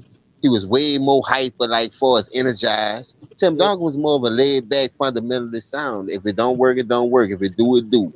You know, it's just Duncan was basketball. Tim Like I'm Duncan. gonna live with the results. But KG, he always wanted to be great. You could tell his intensity. That's the type of players you want on your team, dog. I ain't But gonna lie. Tim That Duncan shit is a different quiet. breed, dog. When you got a wild man like KG or Dennis Rodman on your team and ain't just letting you fail, man, getting you hype into the game, even when you down. When you see that first shot you not got going and that second don't fall, them type of dudes get you back involved in the game, man. For real. That's great Hey, teammates. but this I tell you this, the only time I want to do a hypothetical is when I'm Oh, doing a science project. When I'm doing a science project, when I'm trying to make a clock tick out of a lemon, that's when I want to do a hypothetical.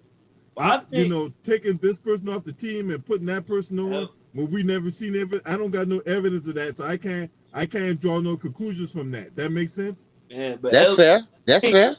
I think KG to me, I think he underachieved a little bit. To me, little bit. No, I ain't gonna say No, that because listen, the messed up. That Minnesota franchise messed up. Timberwolves at that time, Minnesota Timberwolves always was laughing stock. Just to get to the Western Conference Finals is an achievement.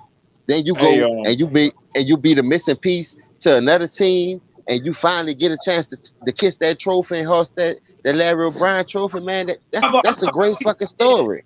I'm talking about he could have did That's more a than just great prepare. story. hey, James, Alex Rodriguez on that team now, right? Yeah, Yeah, I they heard trying that. to. I saw that Yeah, they today. got 2 more years. They got But two I more thought years until KG he had graduates. something to do with that. I thought KG had his hand in No, on that shit. hey, No, they didn't. so They didn't. They I didn't tell make you him what buy happened, it, man. James. They gave it to a I baseball tell you what player. I forgot happened, his name. James. I Hey, tell you Ron. what happened, James. So What happened? What happened, LB? when when when Flip Saunders, right? When, God rest his soul. When Flip Oh, Saunders yeah, got brought R.I.P. back to Flip. Minnesota, right? Flip Saunders and Flip Saunders reached out to KG and they was gonna be a part of an ownership group together when KG retired. That was the only reason KG went back to the Timberwolves for that last year or so before he retired, because the agreement was that when they came back, him and Flip Saunders was going to be part of an ownership group to buy the Timberwolves from Glenn Taylor. When Flip Saunders died, the whole dynamic changed. Damn. And Glenn Taylor ended up reneging on what was agreed upon. That's why KG.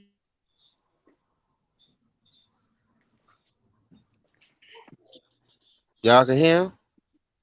Nah, I can't hear him. I can hear him, but I basically know this. Like they were gonna get KG wanted to buy it, and he told him that he wanted to buy the team, but that's when they just didn't give it to him. They just didn't give him an opportunity to buy the team, but they gave it to this baseball player. I forgot his name. Alex Rodriguez. Yes, he's a good baseball player. It was Alex Rodriguez and another individual. It was a partnership to buy the Man, KG. and, Hey, and then KG KG put a lot in his team, man. Can you He hear was the me? face of the team. He made the Timberwolves what they are today. Hey, can y'all hear me? Yeah, you Yeah, good, LB. LB. Yeah, because man, I had an incoming call that cut me off, man. You know what I'm saying? But Oh, all anyway, right. I'll pick us when up. Go ahead. Flip Saunders Finish died, cooking. the whole dynamic changed.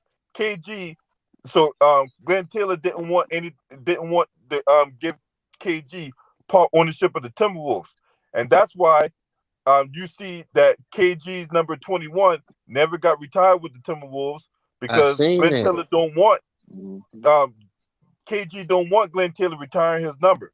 Matter of fact, he don't want nothing to do with the goddamn Timberwolves organization as long as Glenn Taylor is part of the is owner of the fucking Timberwolves. He's a fucking So you snake. saying He's they a fraud. He's a backstabbed him? racist. Huh? Yeah, they you didn't even saying? give him an opportunity.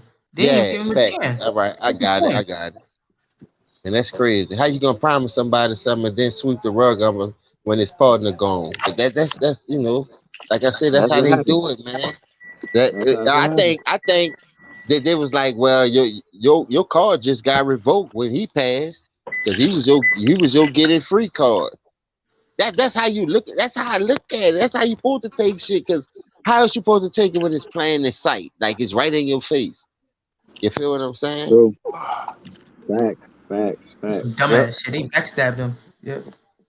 And don't forget, That's what Chris Snyder was like a final figure to KD too. That's why I say, man, we gotta start waking up, man. We gotta stop being stupid. Hey, We LB, gotta stop being dumbfounded and saying that dollar sign and jumping at the first shit because you broke. wait, what Yeah, really good. do y'all think about Paul Pierce getting fired? I was just gonna Uh, bring that up, man. I heard it's some more shit behind that though. But listen, how you gonna fire the man when his wife there? It ain't like he did something out the ordinary. But at He the end got of the day, fired if they because he say, would not kiss LeBron James' ass on TV. I but don't know about that now. man, Nah, listen, nah, nah. I won't go that far. I won't go that far because the man record speak for itself. If you look at his head-to-head matchup with LeBron James, LeBron 35, Paul Pierce 34. Hey, At the end of the day, you got to think about this too. LeBron was playing him in his prime. Paul Pierce was playing him at the end of his career, for as like with an old ass Ray Allen, hey, a Rain Chase, and Kevin Garnett. They had a couple of good all, supporting hey, cast around them, but it was all built on the real stars of the team. hey, James. Only thing I remember was LeBron against Paul Pierce. LeBron dropped 45, 10 rebounds. Man, that was one game. Man, fuck all that. I don't give a fuck about none of that. That was one game, man. Hey, Fuck that shit. why y'all think Kyle This the Kuzma was real only issue, was right? the nigga that got on This Twitter what and and started this what I said keep that trying to shit tell about guys, Paul right? Pierce? When they What come would you on and say? talk about, oh man, Paul Pierce is married, man. I'm like, look, keep that personal shit out of it, because you don't know what the hell could have been. And as it turned out, Thanks. his wife was with him at the fucking strip club. So all you Thanks. do, that's why I say keep that personal shit out of it, because they ain't got nothing to do with that, right? That's what I Because you don't said. know what was agreed upon or what he was at that strip club. And as it turned out, his wife was there. So anyway, look, Leave that Y'all alone. know that Leave Kyle, that Kyle truth, alone. right? Kuzma was the I first know we one that was harsh on him, Kyle but Kuzma was the first truth one to be speak on told, that shit. motherfuckers at ESPN did far more worse shit and kept their job. Hell, you had Adrian Wojnarowski literally curse out a goddamn United States senator, and that motherfucker kept his job. Whoa. Adrian Wojnarowski literally cursed out a United States senator on Twitter and kept his job. You have Michelle Beadle violated company policy going after Stephen A. Smith after Stephen A. Smith for once told the truth about the situation when it came to Ray Rice. She violated company policy, went at his head, made disparaging comments toward her colleague now. But yet, instead of she getting fired, Stephen A. Smith came back with lipstick and pom-poms and heels and shit and apologized. Well, she got and fired. ain't shit happened to her. And ain't shit happened to her for breaching company policy. Ain't nothing happened to her. Her Ain't nothing contract happened to ran her. out. ESPN And ain't nobody at decided not to ESPN renew it. say That's shit. what happened. What happened? What happened? Hold on. What happened? Ain't nobody at ESPN even say, like, hold on, how can she do that? Ain't nobody stand up and say shit. What happened? What happened? Jamal, you're talking about Hill? Jamal Hill? No. You talking about Michelle Beadle's my daddy's a billionaire. So yeah, she gonna go on Twitter. That's against company policy. When Stephen A. Smith told the real, like, chicks gotta stop putting themselves in bad positions with these dudes. You can't just hit these dudes, man, and just keep. She hit a guy? She hit somebody? Man, no. She made disparaging comments on TV. Hey, LB, I'm so mad The about Ray Rice situation. She made what comment she made? What she said? You got I don't know the exact words. You got to catch the clip on YouTube. Yeah, all right, no problem. What's her name again? Michelle Beadle. Michelle Beadle. Ray Rice. Okay. Hey, LB, how about champion? What about her? She not but a goddamn. Anti-black man hater. Oh, LB, we gotta cook on something later on in the week, man. But why? I know you saw Cam Business video earlier today. No, I ain't see any videos today. I had too much going on. LB, why she get fired though? Who? No, she didn't get fired. She left. She left. She basically. She got fired, I think. Who? Jermaine Hill, her friend Jermaine Hill. They got a podcast together. Okay, well, she made them. I don't like Jermaine Hill neither. She another anti-black man hater. So she I don't made give a black man. So I look, if you're not for my people, I'm not for you. That's just the bottom line. That's all for show, man. Like, yes, he married a black man, but that's all for show. Like, nobody don't believe. I don't care, but none of those. Look, like I said before, if you don't care about my people, I don't care about you. And then they was if you don't respect my people, I don't respect and you. they was hating on Rachel Nichols. Fuck Rachel Nichols. Who the fuck is she? I'm talking about they was hating on Rachel Nichols because they say she got her own show. But they asked me because they was mad because they don't have. Okay, so how we go from hold on? How do we go from coaches to Rachel Nichols? Rachel Nichols is an insignificant annoyance. Hey man, hey. LB, Rachel Nichols is beautiful. LB, don't do that. LB. Okay. I see what you We are. don't give a damn about her. She look like a rotten pumpkin. I see what you are. You a BC. You one of them BCs, aren't you? No. Hey, who that character is on Don't Be Men's to South Central while drinking your juice in the hood? Which one? Which character? The character always like the white girls and shit. The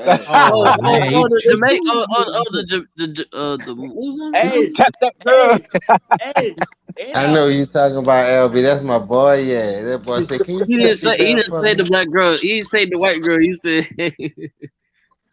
he's the same guy. He was producer and writer for The Real Husbands of Hollywood.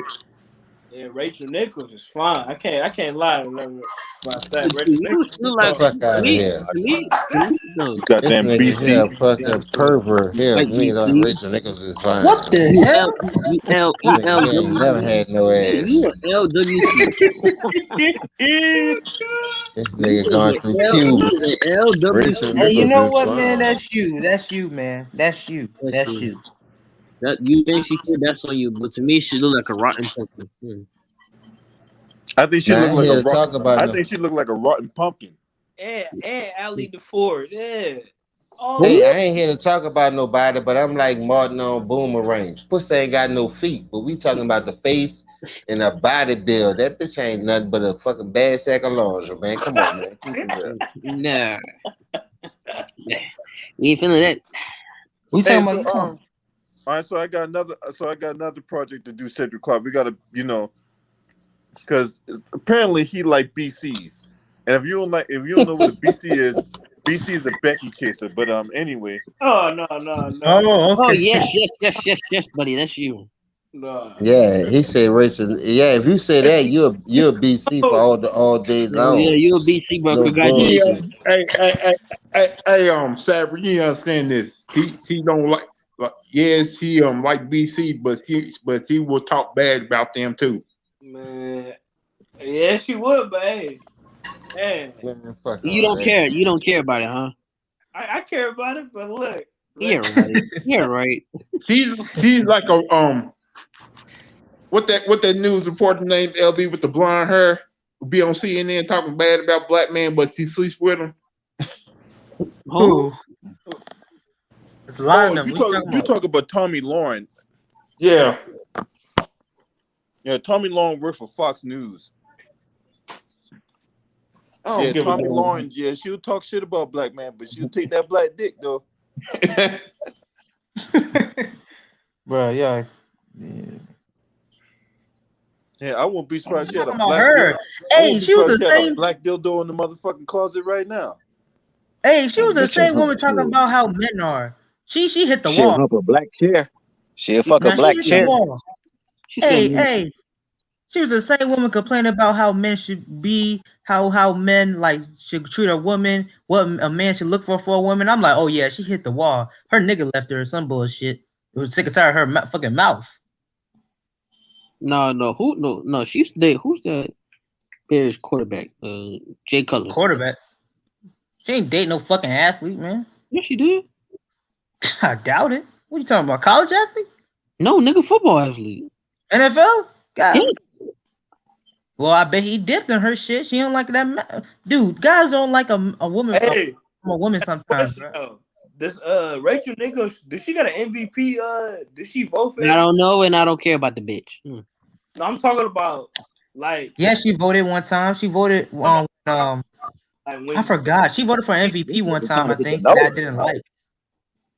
I mean, I'm trying to get to know her. she can vote like Chris Broussard and all that. Yes, she did one time. I don't know about this year, but she voted previously, like a couple years ago.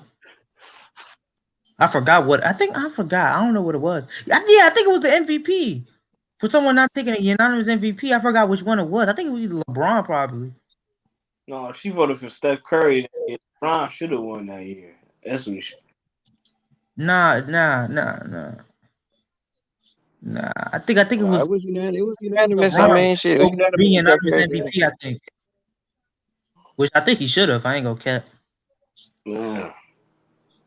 He He should. ain't player of the year too. They took that shit away from him. Dirty ass. Hey, bro, I ain't gonna lie. Winning the MVP is something different, but unanimous where nobody else don't get no vote, man, that's bullshit. That's bullshit. Hey, That lets you know Steph that the Curry plot was in for the game to be changed for us. Everybody be jacking up all these fucking threes. he should never You won feel what back I'm to saying? back. He should never Who, won. I ain't Stephen worried Curry? about all that. But I'm just talking about unanimous, man. And for nobody else in the league to get no vote, man, somebody else was cooking where it could have been a close race. That's And, all I'm saying. Because I the never media be saw a fucking. unanimous Steph, MVP. The listen, media was fucking bullshitting, bro. They should have gave it. listen. Steph Curry should not have been the first one, bro. I don't give a fuck what a nigga say. He should have been one, but I don't think he should have been the first. Listen, Steph No, Curry. they were trying to change the guard on the league because I mean, James is right because all that year, all you saw was Steph Curry. Steph Curry, is he the Yeah, best player in the fact. league? Is he did this and he did that? I'm like, are y'all really? Are you serious? But You Steph What you serious? Curry, talking about? You Steph talking pushing about that this year? nigga, That year man. when he went 73? Steph Curry ball. No, the year he won unanimous, that wasn't the 73 and Right. 9 year. That was a 73 and 9 was the following year. The Steph, year Wait, he hold won up. 70, the one he won, Nah, the year he won unanimous, LeBron You should know, have got at least one you know vote. some guys. James Harden or somebody. You know what I mean? Them other dudes was but cooking too. How you I just thought give him all the votes and don't get nobody else not one? Come on, You man. know That's some bullshit. guys. I thought he won I don't give a unanimous fuck what a nigga say. with the That's best when I record knew in the the plot NBA was in. with a No, 70 No, wins. it was It wasn't. that wasn't MVP. that year. That Oh, wasn't that Right. year. It was the following damn. year. It was the How the fuck following that year. nigga won unanimous then? Steph Curry. Wait, who won? That wasn't that what I'm telling you. That wasn't that year. So how the fuck you get all the votes and nobody else don't get none? I'm a realist at the end of the day. I don't give a fuck if I like you or not, dog. That's bullshit right there. You know, That's some you know something, bullshit. guys. The MVP is a joke now. It's media based. It's supposed to be. That's supposed to be a team award, not a players not and coaches. That's it. That's who the only two people that should be voting. And probably you could say retired players too. It's all about the media, though. They control this shit, man. Whatever this shit the media goes their way, bro. That's how it is. How the fuck Tom Brady? How the fuck Tom Brady? How the fuck Tom Brady don't get AP Athlete of the Decade? That motherfucker won 6. Football. That motherfucker dominated football. He dominated football, man. That's why. No, football's not as popular as basketball and soccer. You can't do that. You can't do that, bro. You can't do that. What you talking about, LeBron? No, we were talking about. No, he said Tom. He said why Tom Brady didn't win decade player of. He mad Tom Brady like that. Oh hell no. He couldn't because football's not as popular as soccer, basketball, and shit. Football is doing way better than man. Football killing it. Yeah, football. I'm not talking about. Okay, I'll give you that. Okay, what about soccer? What about soccer? Enes Kanter had 24 points and 30 rebounds in 37 minutes. That's ridiculous. 24 points and 30 rebounds, but they played the Pistons, so I can understand that. Man, Kanter is a dog. Yeah, Kanter can still ball, man. I'm watching this Blazers and Heat game. This is the first game I was able to watch live without recording it since I was off, because I've been working like a slave around this. I've been wanting to say Toby, but I'm going to still say Kuntz to you bitches. Hey, I'm over here watching WrestleMania. I'm watching this. It's on. Oh, I see that too. It's on too, Lou. I ain't peeped that out yet. I'm saving that in the hole. Hey, James, I got that on ice. I got a question for y'all. Move Paul George off the Clippers team. Move Paul George off the Clippers team and put Jimmy Butler on that team. I think that's ridiculous. I think they can beat. That's cop though, dog. I wouldn't do that. Why? Hey, Jay, don't forget Kawhi wanted Jimmy Butler first, remember? Yeah, he did, but listen, at the end of the day, Jimmy Butler not built like that to be doing what these other players doing. So I commend Jimmy Butler, whether you win or lose. Your career is based off how you build your legacy, not how the players around you build it. You got to build your own legacy. Philadelphia should have kept that nigga, man. Looking like right now they might fuck around and trade that nigga back. He didn't want to stay there. He didn't want to stay there. But I mean, Jimmy Butler, he a real nigga. He ain't around. He not for these pretty boy soft niggas, man. He want niggas that want to ball. No, I'm saying Philly should have kept him though. They should have tried their best. No, Philly ain't want to stay. I mean, no, he ain't want to stay in Philly. Jimmy Butler won for that shit. He got mad at the coach though. He didn't get mad at Ben Simmons and all that. No, still, he want niggas like he want niggas that want to listen. Like Ben Simmons don't listen. That nigga don't listen. No, you know what I'm saying? Let me tell you something about Ben Simmons, bro. Ben Simmons don't evolve his game, bro. You see all these other niggas involved in their game. Actually, this nigga shoot not one fucking shot, man. He only shot like one shot. Nigga, you fucking see one 3-pointer. One mid-range. He think he arrived. He think that he arrived. And Jimmy Butler told like, man, you gonna be another nigga out here getting a bunch of stats and don't win shit. Cause you don't want to push yourself. You know what I'm saying? I know. I hate those type players, the ones who get their points and don't have no impact on the game. That's why I'm glad our brother Ticket be cooking on that type shit too, because when you score your points and you don't have no impact on the game, you're supposed to be the star of the team and you're supposed to lead by example. What the fuck is you leading by example? What the fuck is you doing? Jimmy Butler and Ben Simmons, they never, y'all know Jimmy Butler different level, but he haven't won no championship either. Yeah. No, that's not what I'm saying. All right, put it this way. No, I'm saying, okay, you can go, Nola. No, go ahead. You go first. Go first. I want to hear what you got to say. I'm saying Ben Simmons is not evolving his game. Look at Jason Tatum, bro. Look what that nigga doing, man. Listen, Ben Simmons is a point guard. He's not like a scorer. No, he not. Dude, that's what you need to do to be a point guard. You need to shoot, man. Stop capping with this motherfucker, man. You can't compare Jason. No, he not. Ben Simmons not no point guard. He really a power forward. He just got handles. Listen, that what makes it. Listen, that what makes it really sweet, because if you could do that in a power forward position, you always gonna have the advantage. So why put him at a point guard position? Man, That's gonna open it Nigga, up you because if you 16, play can't nobody inside out, you 16. Ben if You you Simmons. play 16, can't inside nobody out, block your shot. If he get a halfway decent jump shot, you 6'10", nobody can block you. facts, Fuck is wrong with facts. you? Hey Exactly. man, y'all And they piss me off with that shit, man. Just get it. You don't even have to. You don't even gotta shoot like KD. Get a halfway decent jump shot. Get a floater. You feel what I'm saying? yeah, And yeah. nigga, somebody Hey, respect listen. you. And the thing with Ben Simmons, right? He got Joel Embiid. You're not helping Joel Embiid in any way, shape, or If, form because you can't shoot. This is Now basketball Joel Embiid 101, trying man. to push Hold up, himself. hold up. hey, Yeah, if, yeah. This basketball 101. When you have a good big man, you need another player like a shooting guard or point guard to assist you in some way, like shooting or passing, man, or look, scoring, or Giannis probably need a two. jump shot. Dude, look at Shaq and Kobe, Giannis man. need a If stopper. you Joel Embiid's a Shaq, what the fuck is Ben Simmons? Ain't no fucking Kobe. Kareem, he needs a Shaq. If that Joel motherfucker, Embiid is a get Kareem, a jump and shot, he needs that nigga Joel Embiid need a fucking Oscar Robertson, man. And I don't see that from Ben. Hey, if Ben Simmons get a jump shot, man, that man's unstoppable. True, but look at he what looking like, man. he got the He needs potential to to be a start top getting a 5. jump shot He got the now. potential to be a top 5 player. If he get a jump shot, he could potentially be a top 5 He player. get a He jump needs to get a shot. jump shot now. Listen, He needs to if start he get shooting it, now. say right now, if Ben Simmons get a jump shot, he gonna be better than Brian. I mean, I'm saying that right now, because Ben Simmons, he got better I handles. can see that. He a better passer than Brian. To me, I think he a better passer. I don't know about He's all a much that. better defender. He a much better got defender. better handles. defender, I yeah. get He might fuck defending, around with the player of the year. but for Yeah, far yeah. as passing, they about 1-1 in passing. He got a Ben Simmons better defender. That's the only thing I give Ben Simmons because LeBron he pick his spots to play defense. Ben Simmons he take that shit serious more than LeBron. Yeah. But some Because games LeBron he always had help doing it, and he always had more defenders around him to help him like Ilgauskas. I can send you to Ilgauskas. That's gonna help me much more. That's my job to send you to the center. Yeah. And when I be seeing Ben Simmons play, man, it just make me furious sometimes, man. For real. Dude coming out 9, 11, 12. I be like, we'll see in the playoffs. That's all I really gotta say. He wanted his stats. He don't care. Man. And Luka, and man, That's what it is. He don't want to put all in the defense because he don't want to be tired to get it. Luka coming too.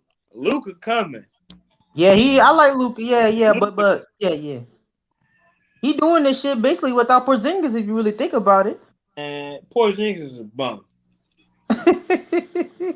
Yeah. He got an injury problem though, but I will give you that, man.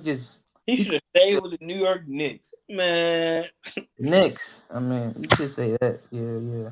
But Luka, he coming, man. He a right-handed James Harden, bro. Niggas need to stop comparing him to Larry Bird. I don't compare that nigga to Larry Bird worth shit. They only compare that nigga to Larry Bird because they both white, man.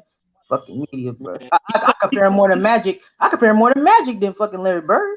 No, they trying to put that. See, they trying to prepare themselves for the future because once Bron out the way, they're gonna try to put Zion and him as this Jordan and Bird. They need another rival. So they trying to compare him to Larry Bird and do all that shit.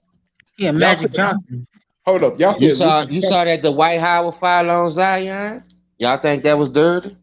What happened? I didn't see it. I don't know. I looked at it on YouTube, but it was just a hard basketball foul. But they be trying to paint Howard as a little villain now for some reason. I don't know. I do be falling a little bit hard though. Man. Hey, what was you saying? I forgot your name. What was you saying about Luka? I said Luka's gonna be a problem. No, I was just gonna say this. Yeah, y'all say Luka coming, but what do you think that Dallas Mavericks, if he's still on that Dallas Maverick team, what that gonna look like in the next 5 to 10 years? Man, I feel like you gotta do something. They're gonna try to get him out of there. They're gonna try to get him out of there because that market ain't big enough. They're gonna try to get him. They're gonna try to move him, Zion, all them niggas. Hey, guess what? Did y'all know Trae Young and Luka could have been on the same team? What are you talking about? Other teams were gonna take Luka and Trae Young. Talking about on draft night. They was about to draft Luka. They was about to draft Luka and Trae Young. They wouldn't do that, man. I don't think they would. A team already took them. They were trading for each other. Man, I would have got Luka. They were trading for each other. They That wasn't about to nigga play on the Luka same better than team. Trey Young, man. The fuck? But Trey Young coming too. But but here's the thing though. That night, nobody did not know Luka was gonna be this good like this though. Everybody True thought that. because Trey Young was proven in college at that time. I knew Luka was gonna be. I've been knew about Luka. Man, you never seen Luka play overseas. How you knew? Stop capping, man. Stop capping. Nobody did not know Luka was gonna be this good. When I seen Luka, I was like, well, we'll see how he do. That's why I see every rookie. We just gotta see what they do. OKC. He played against OKC overseas. You did not see that game, bro. Stop fucking capping, bro. Stop capping, man. Stop capping, bro. I didn't see that game, nigga. Bro, Luka is the man. I'm telling you, bro. Okay, we'll give him that. Yeah, Luka. And John Morant. I'll give you that too, nigga. I'm not disagreeing with you. Hey, you talking about somebody who's not gonna spend their whole career in Memphis? That's one right there, John Durant. I don't know about that. And don't be surprised if you leave the team up on Zion. Don't be surprised. Don't start that shit. Please don't start that team up. Oh my gosh, I can't wait, man. Hey, when LeBron retires, when LeBron retires, I think LaMelo might stay with the Hornets. Same with Luka. I think no, for real, man. I believe when I see it. Man. Okay, we'll see. Luka needs to come to the Lakers next year. That's what he needs to do. What? Oh man. Nah, but I feel like he might stay with the team, man. Him and Jason Tatum too. So we might see some balance. They you say know what I'm his saying? contract up next year. First of all, tell me how you want. Ooh, so what? I heard they said on TV Luka's rookie contract is up next year. They gonna resign him probably. Probably. The team got the option. I think the team got the option when on the rookie deal. Now you was doing good, Cedric Clark. You came up with a dumbass hot take. LB, I like Luka, man. Luka's a problem. I like him too. Hey, listen. Take Hold up. How is Luka a problem? Luka is not a damn problem. I gotta ask you a question. Take Paul George on the Clippers and put him on with the Kawhi Leonard and the Clippers. They dangerous. They are a problem. Yeah, but Luka. Okay, no. But Luka need the ball a lot though. He not that good at defense. Man, him and Kawhi. What? Mm-hmm. That's gonna be dangerous. I'll give you that. What are y'all talking about? He got to get a little more polished, man. He ain't polished yet like that. He ain't polished like that. To me, I think he better. Hey, he doing it in the Western Conference though, man. Without damn near Porzingis, you got. Hey, come on now. To me, I think he's young too. He's young too. Take that nigga to the Eastern Conference. I bet he'll be a fifth seed. And they got a good coach down there. They got a good coach in Rick Carlisle. So don't give Carlisle credit. He know how to coach the game of basketball. All right, man, he need to help Porzingis stop getting injured too much. That's what he needs to do. They may fuck around and trade that nigga Porzingis. I don't know who's gonna want him, but they should have traded. They was about to trade him in the trade deadline. What were they about to give up? Like Porzingis and I don't know. I heard some rumors. Luka need a star with them, man. I don't know who, and I think that's Giannis. Ooh, if Giannis play with Luka, man, it's over, bro. That's what I believe. I'm not saying 100% over. If Giannis play with Luka, oh my god, you see them alley-oops? I can see it now, bro. I can see it now. I'm telling you, bro. That'd be a cold duo. I can't even lie. Yeah, I said that before, man. That shit, they gonna be killing shit. Hey, what if, man? I think I got a better team. What if Giannis joined the 76ers? That'd be a cold team. I mean, I guess you could say that, but what? They don't got that much 3-point shooting, but hey, you don't think that defense be on lock? That defense. True that. Giannis, Ben Simmons, and Joel Embiid. No. They will beat the Brooklyn Nets. No. Understand that. No. Yeah, that would be a good team, man. We gotta be honest, bro. I don't see it. No, I don't see it. Oh, come on, bro. Come on. Nah, I don't see it. Come on, bro. Now you capping. I'm gonna tell you what's gonna hurt the Sixers in the playoffs. Not have a bench. Exactly. Ben just I'm gonna gonna pass say the ball and stuff. That's all he need to do and play But defense. no. He can't Personally, shoot. Hey, no. that mean, hey, No, what they hold on. Let me explain. Go ahead. Me, I don't feel that connection. Cause one, Giannis need the ball in his hands. Joel need the ball in his hands. So But it's Joel's team. It's Joel's team, man. It's Joel's yeah, team. but no, Of course, he gonna get the ball in his hand more than all them. but Giannis' numbers gonna drop. He ain't gonna average the same no more. Obviously, he gonna average at least like at least 20 points or more. Yeah, Or that's not why. 18 That's points why. or more. Hey, Yeah, but that's why I don't see that chemistry between him and B. Giannis don't need a big man. Giannis need a small guard, like a small point guard, like Luka. No, not Luka. Like a Paul, like Chris Paul. He needs. Oh no, Luka, man. Yeah, Chris Paul. I got a better idea. No, let me finish. I said he needs Chris Paul. He needs a small guard like Chris Paul, because who has a vision, who has a very IQ like Chris Paul Rondo, very good, very IQ that could give him that ball and let him work. He needed that, just like Embiid. What do you think Ben Simmons is? Ben Simmons not no shooter though. He not no. Don't get me started on Ben.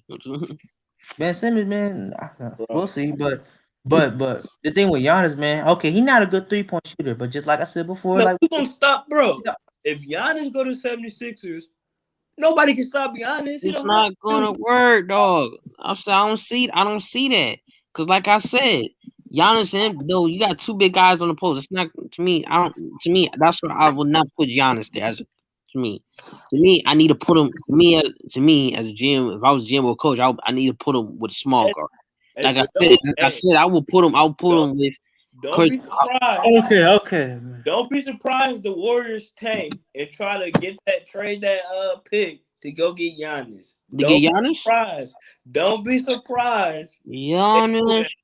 That mean they gotta trade that bum ass nigga Draymond. Giannis won't be. I don't know, because last time I heard Giannis don't want to be in the Warriors. I don't be surprised that the Warriors. Giannis, that came out of his mouth. He said he don't want to be with the Warriors. He don't want to go to the Warriors. Man, I don't know. They say a lot of things, but hey, don't be surprised when that happens. I don't know what happens. I don't know. They gotta have to trade Wiseman in their first round pick to Draymond. No, have to trade on Draymond. Yeah, okay. That's a lot of money Giannis got. I don't know how you gonna pay for all of them, but we'll see. You play Clay and you can't forget about Steph Curry's contract. And you boy Draymond. So what you gonna do? The Raymond will be the first one on that list, nigga. You tripping? Hey, I heard Steph Curry might come to the Lakers next year, though. That's what I heard. He's not doing that, man. Stop the fucking cap, bro. Stop dick riding these niggas, man. Stop the fucking cap, man. He ain't going no fucking Golden State, man. Hey, I mean Lakers. I heard Steph Curry coming to the Lakers next year, man. Hey. If we do that, he a bitch ass nigga too. Hey, James, that's you know why it's not? You know why it's not? That's not a good bad move. Cause I beat you, LeBron. Hey, whatever. Hey, but LeBron beat him too. So what the fuck that gonna make him look like? Just like Kevin Durant almost. Even worse if you really think about it. Oh, because people are like, I beat you 3 times. You only beat me 1. Man, see, you got no heart. I'm bro. glad he brought that up because listen, that make. See, they try to make Kevin Durant look bad for going run over there because that's the team he lost a 3-1 lead to. You was up 3-1, so why would you go join them? But everybody failed to realize. Hold up, everybody failed to realize who the real nigga who probably sent them over there. How would that look if Steph Curry was the caller? So he sent Draymond. Draymond ain't gonna do anything. You see what he doing now in the media? The Raymond done lost all his motherfucking marbles. That nigga just running around saying all kind of shit. Because he got clutch on his back and he could get away with the shit. But at the end of the day, it is what it is. That nigga trying to get attention, man, to show TNT. Exactly. Hey, I can say some shit to get attention that'll make people watch. Because Shaq on his last year on his contract, and LeBron need another nigga to cap for him over there. Since ain't nobody doing it on TNT, they doing it everywhere else, ESPN and Fox. So yeah, they need another nigga to cap for him. Man, hey, bring that nigga Draymond already ready for his retirement plan, man. Hey, Bring Draymond Green and That Clay. nigga already went. Hey, He That ready James. to that connect nigga won all his already. rings and said, fuck it. He said he won all his rings. He don't give a fuck. Who? And Clutch got that. Draymond. See, that's a problem, man. That's the thing. Remember last year, man, when he didn't have Steph and Clay, when you the first option, you need to step up to be that player. When you the second option, you need to step up to be the player when the first option is done. And when you're the third option, you need to be you need to step up when the first and second player is out. And what that bum ass nigga Draymond do, nigga quit. That nigga ain't want to play. His finger hurt, his back hurt, his neck hurt, his left leg hurt, his toe hurt, his Oh, stay right there though. That's why I tell y'all, bro. These niggas in the game one dimensional. Because he said it out his own mouth. I'm the best screen setter in the league. So that's all it's to the game is just setting screens all day. So you're gonna work on your shot, you're gonna work on the post game. You better can shoot free throws. You damn sure can't shoot the long ball. James, you know what I mean? So he averaging 4 points, man. Stop the cap. You getting paid $100 million to do one man. Give me a 10-day contract if I ride one of these niggas. Hey James, This man never come to my city. I want Steph Instead of you a shitwater ass nigga and I don't like you and I know you ain't working on your game, give me change for a 20, I'm gonna rob your ass. Hey James, I want Steph Curry to come to the Lakers next year. You robbing us out of our money. We paying cable. We buying your weak ass jerseys, them boo boo ass tennis shoes ain't gonna last 2 months. Converse. That Draymond shoe, dumbass. Ain't nobody wearing them fucking. I'm glad Draymond got tennis shoes. The Raymond got a pair of tennis shoes. Yes, no, Draymond. He signed with Converse. He just signed with Converse. Yeah, but look, Well, he got a shoe contract. How does nigga get a shoe deal? How does nigga get a shoe deal? From Converse. Go look it up. I swear. From Clutch. Well, these niggas out there lost their rabbit ass mind. Paul helped him out. It's Converse. Shit, Converse. The Raymond got a Converse shoe? Oh my god.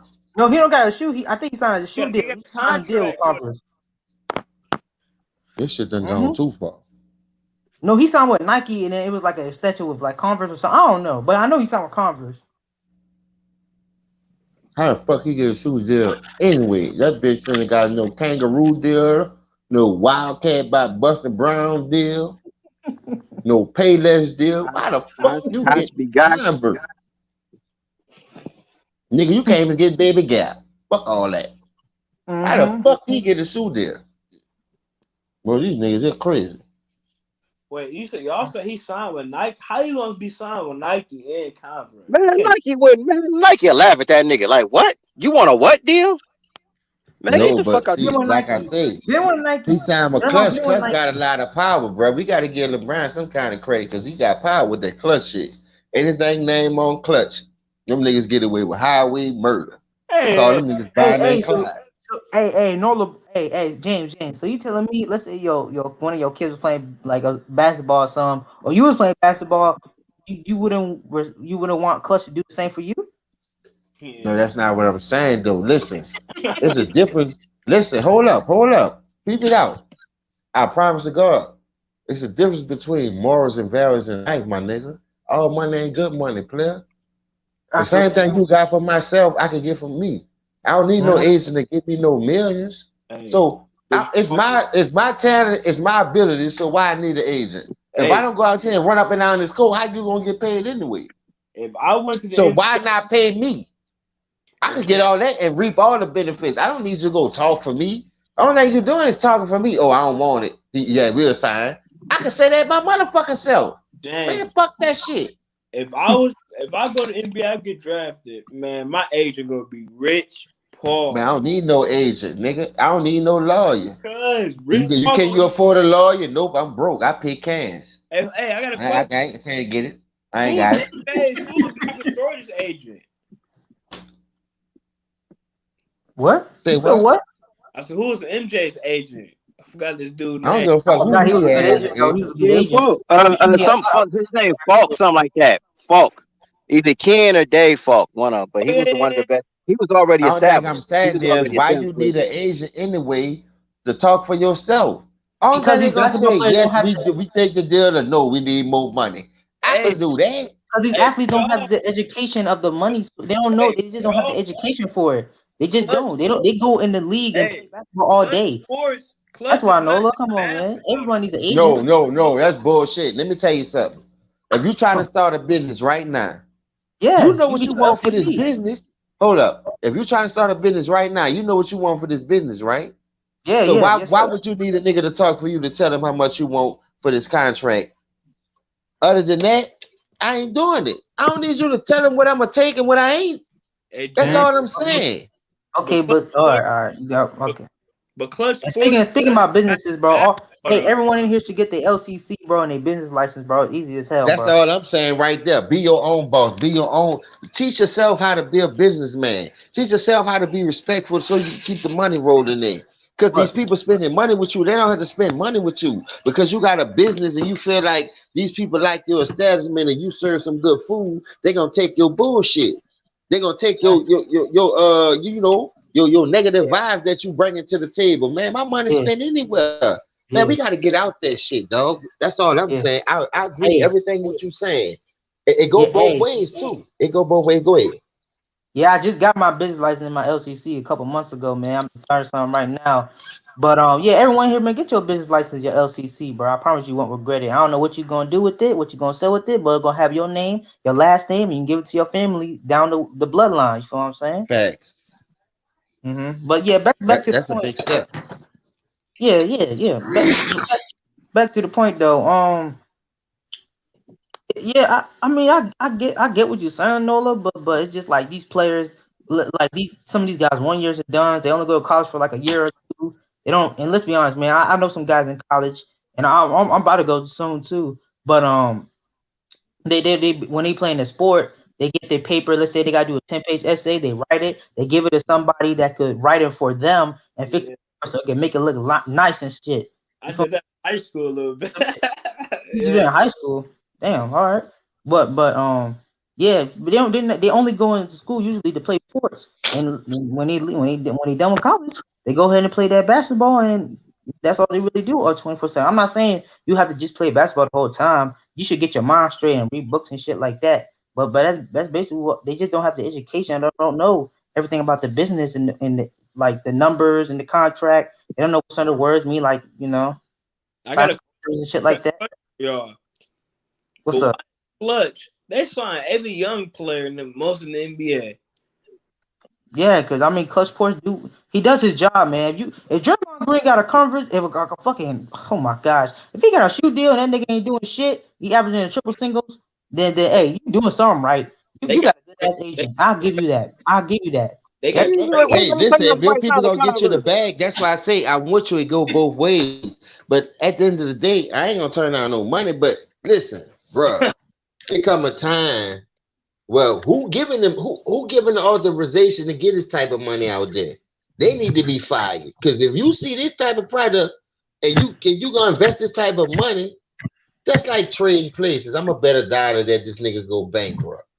And all of a sudden, Billy Ray, Valentine, and Louis Winthorpe come out on top, but the Dukes brothers who've been there for years, all of a sudden got to take a hit. Come on, bro. How that look? You taking a hit to some rookies who don't know the game when you've been around all this time, from family tradition down to family traditions? You got to look at that shit, dog. Like I said, dog, that was a true story. A lot of people think Trading Places was just a movie Eddie Murphy came out with. The Dukes brothers just was characters. Nigga, that shit was real, nigga. Read it. Do your own homework. I had to. Yeah, it's fair. But James, how they always get these young players to sign with them though? That's how it is. It's about the money. If you go to college right now, peep this out. You never made no money. You almost not feel to make $100,000. But your signing bonus guaranteed is 4.5 mil. Nigga, you gonna sign that too. Yeah. So at the end of the day, what I'm saying is some people learn from their mistakes. Some people got people in their corner that'll be like, you know what? It's your talent, man. Don't fall for that shit. Don't bite. If they offer you 4.5, let's see how much more we can get out them bitches by making them starve now. But we still gonna do what we do. Yeah. You got some people keep the heat on them niggas. Yeah, Hey, I'm saying like I remember Michael Jordan and Charles Barkley. They were on the Oprah show, and he was saying like they giving all these people contracts because but they never worked for it though. We had to work for it. The companies waited until we started being good and great. yeah. You know, that's why I've ever had like a kid or somebody that do a sport or something. Hey, He a rookie. hey, just think about this. Michael Jordan getting $90 million coming out of North Carolina. He ain't did shit. What Yeah. makes Oh. everybody else? What makes him different? Why didn't do that for nobody else?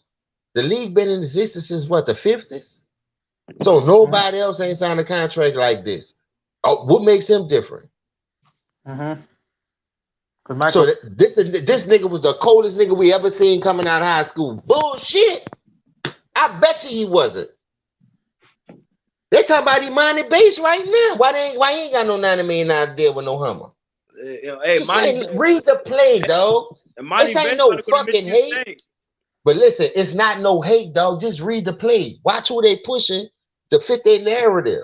Because the niggas done sold out for that bread already. Hey, James, I was in Monty Bates one game that like last year.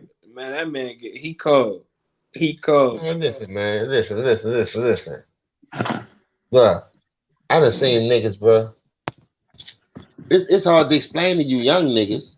And I wasn't that athletic. I was one of the most physical gifted at that time. Because I was a gym wreck. But I wasn't the most athletic. I wasn't, I ran a 4.5, 4.6. You know what I mean? But I wasn't fast. But back then, that was fast compared to the Deion Sanders, Darryl Greens. That was a different level. It wasn't that many niggas running that type of shit. That's what I'm saying. Everybody was like 4.5, 4.6. If you was running in that 4.5, 4.6, if you was touching 4.4, nigga, you was the fastest nigga on earth at that time. But now you got niggas running 4.2s, 4.3s. That shit ain't nothing. Nigga, like, man, these niggas is getting bigger, stronger, faster. So I agree with all that. I give you that, but what they doing with it? They still cheating the system. You niggas big, fast, and strong and still want to cheat the system. So what the fuck is you doing with it? Okay, cause like, all right, check this out. Like, that's why I said like, if I ever have a kid or something, he probably go to the league or some shit. I'm gonna wait till these contracts. I'm be like, hold up, give him a year so he can prove himself. If he proves himself, Yeah, the that's all you contract gonna need. go higher. The money's gonna be higher. They're gonna be like, oh shit, this nigga the real deal. Bro, get this nigga even more money. I'm like, oh, okay, here we go. Now the money about to start rolling now because you know how real my motherfucking kid is or some shit. You know what I'm saying? Man, listen, the first thing they fucked up was when they gave us this social media. I'm gonna let everybody know that. Yeah, that's true. Once they gave us this social media, nigga, you can promote yourself. Why you need to go sell out for 4-5 million when this your ideas, this your genius? So if they're gonna pay you for 4-5 million for this idea, how much you think you can make off this bitch yourself if you just put your own work in? If you just put your own foot down and do your own shit out the mud. Start with the big dog. You gonna take losses. Some niggas scared to take a loss. Everybody want a gain. Everybody want a handout. But dog, the number one thing I learned in this world, you got to take a loss before you succeed. That's the only way you're gonna know how to prevail. If you never took a loss in this world, you always was spoon fed. Yeah, and you got that silver spoon in your mouth all the time, nigga. You don't know how to take no loss. You don't know the struggle. I'm just being real. And But I ain't here to shit on nobody. Good life. I ain't here to talk about why you ain't had to do this to get where this at. This just being real, dog. The truth hurt, my nigga. I'm just here to speak the truth right now. I ain't here to bullshit with nobody. That's what I'm saying. But think about it though. Let's say like a kid from like a broken part down the hood or some shit. They seen the most fucked up shit. You won't even believe it. They came out the money. They worked their ass off to go to college, and they go to the league, right? And they got that $100 million some dollar contract, that contract from Nike, some shit. In my mom's truck in the fucking house, you got me fucked up. I'm not gonna sign that paper properly. You honest to God, man. That's an 8 out of 10% chance that a kid that went through that struggle and worked his ass off is gonna sign that paper, man. They gonna sign it. See, I'm gonna tell you right now. Like I said, it's always two sides of the coin. But to peep this out, that's the difference from them taking the father figure out the house, and now we got to make these young decisions before we become a man, because we see that money, and that's been us having a father in the house, knowing what it takes, and knowing the pressure of signing this, knowing who we dealing with. The number one thing is knowing who we dealing with first of all, because like I say, if this nigga willing to pay you this amount of money for your idea, this is all you. Whatever you did, set in the basement, set on a roof, in a gutter, in a tree, to come up with this idea and say, look, this is what I'm about to do. Rap, write this movie, whatever. Now, you going to come to me because you got a whiff of it off the social media. Like I said, it's the wrong thing they ever gave us. And you still going to sell out for that bread. You still going to go out there and say your dream and your idea, something you came up with, and now you done gave up $1 billion operation for his mind, time, people investing in you and your dream, and you just sold it. Now out that $4.5 million, how many you gonna give? How many that you gonna take care? Because it ain't really enough to help that help you build this company. That put the time and the manpower in that help you sell this bitch for $4.5 million now. You ain't about to get these motherfuckers no $250,000 out of all that money, because then guess what? Now you only got $1 million. So that's why I'm saying, stop selling for less, man. This is your dream. This is your goal. You niggas be quick to jump at that motherfucking money. Like money lasts forever. You can bring it to the grave with you. You don't need no money on the other side. So keep on thinking that you got to keep, it's all about money. It's about money. No, it's about helping. It's about showing love. It's about prospering. It's about bringing people along their journey with you, because you never know when you need that next person. I might need you. Yeah, man. That's why I like. Let me see that right here, man. That's why I like talking to y'all, man. For real, you too, Nola, and all you guys, man. We speak real shit and facts, bro. Like, yeah, I get what you're saying though. Like, don't do shit like that. And the thing with the media, right, and social media, it's kind of good and bad how I see it, because it gives everybody a platform to publish something and say what they want. You know, because back then, the only way you can like play your music or your song, you gotta go up to a radio station. It ain't play, it ain't like it. They throwing that shit in the fucking garbage. Your shit may never get fucking played.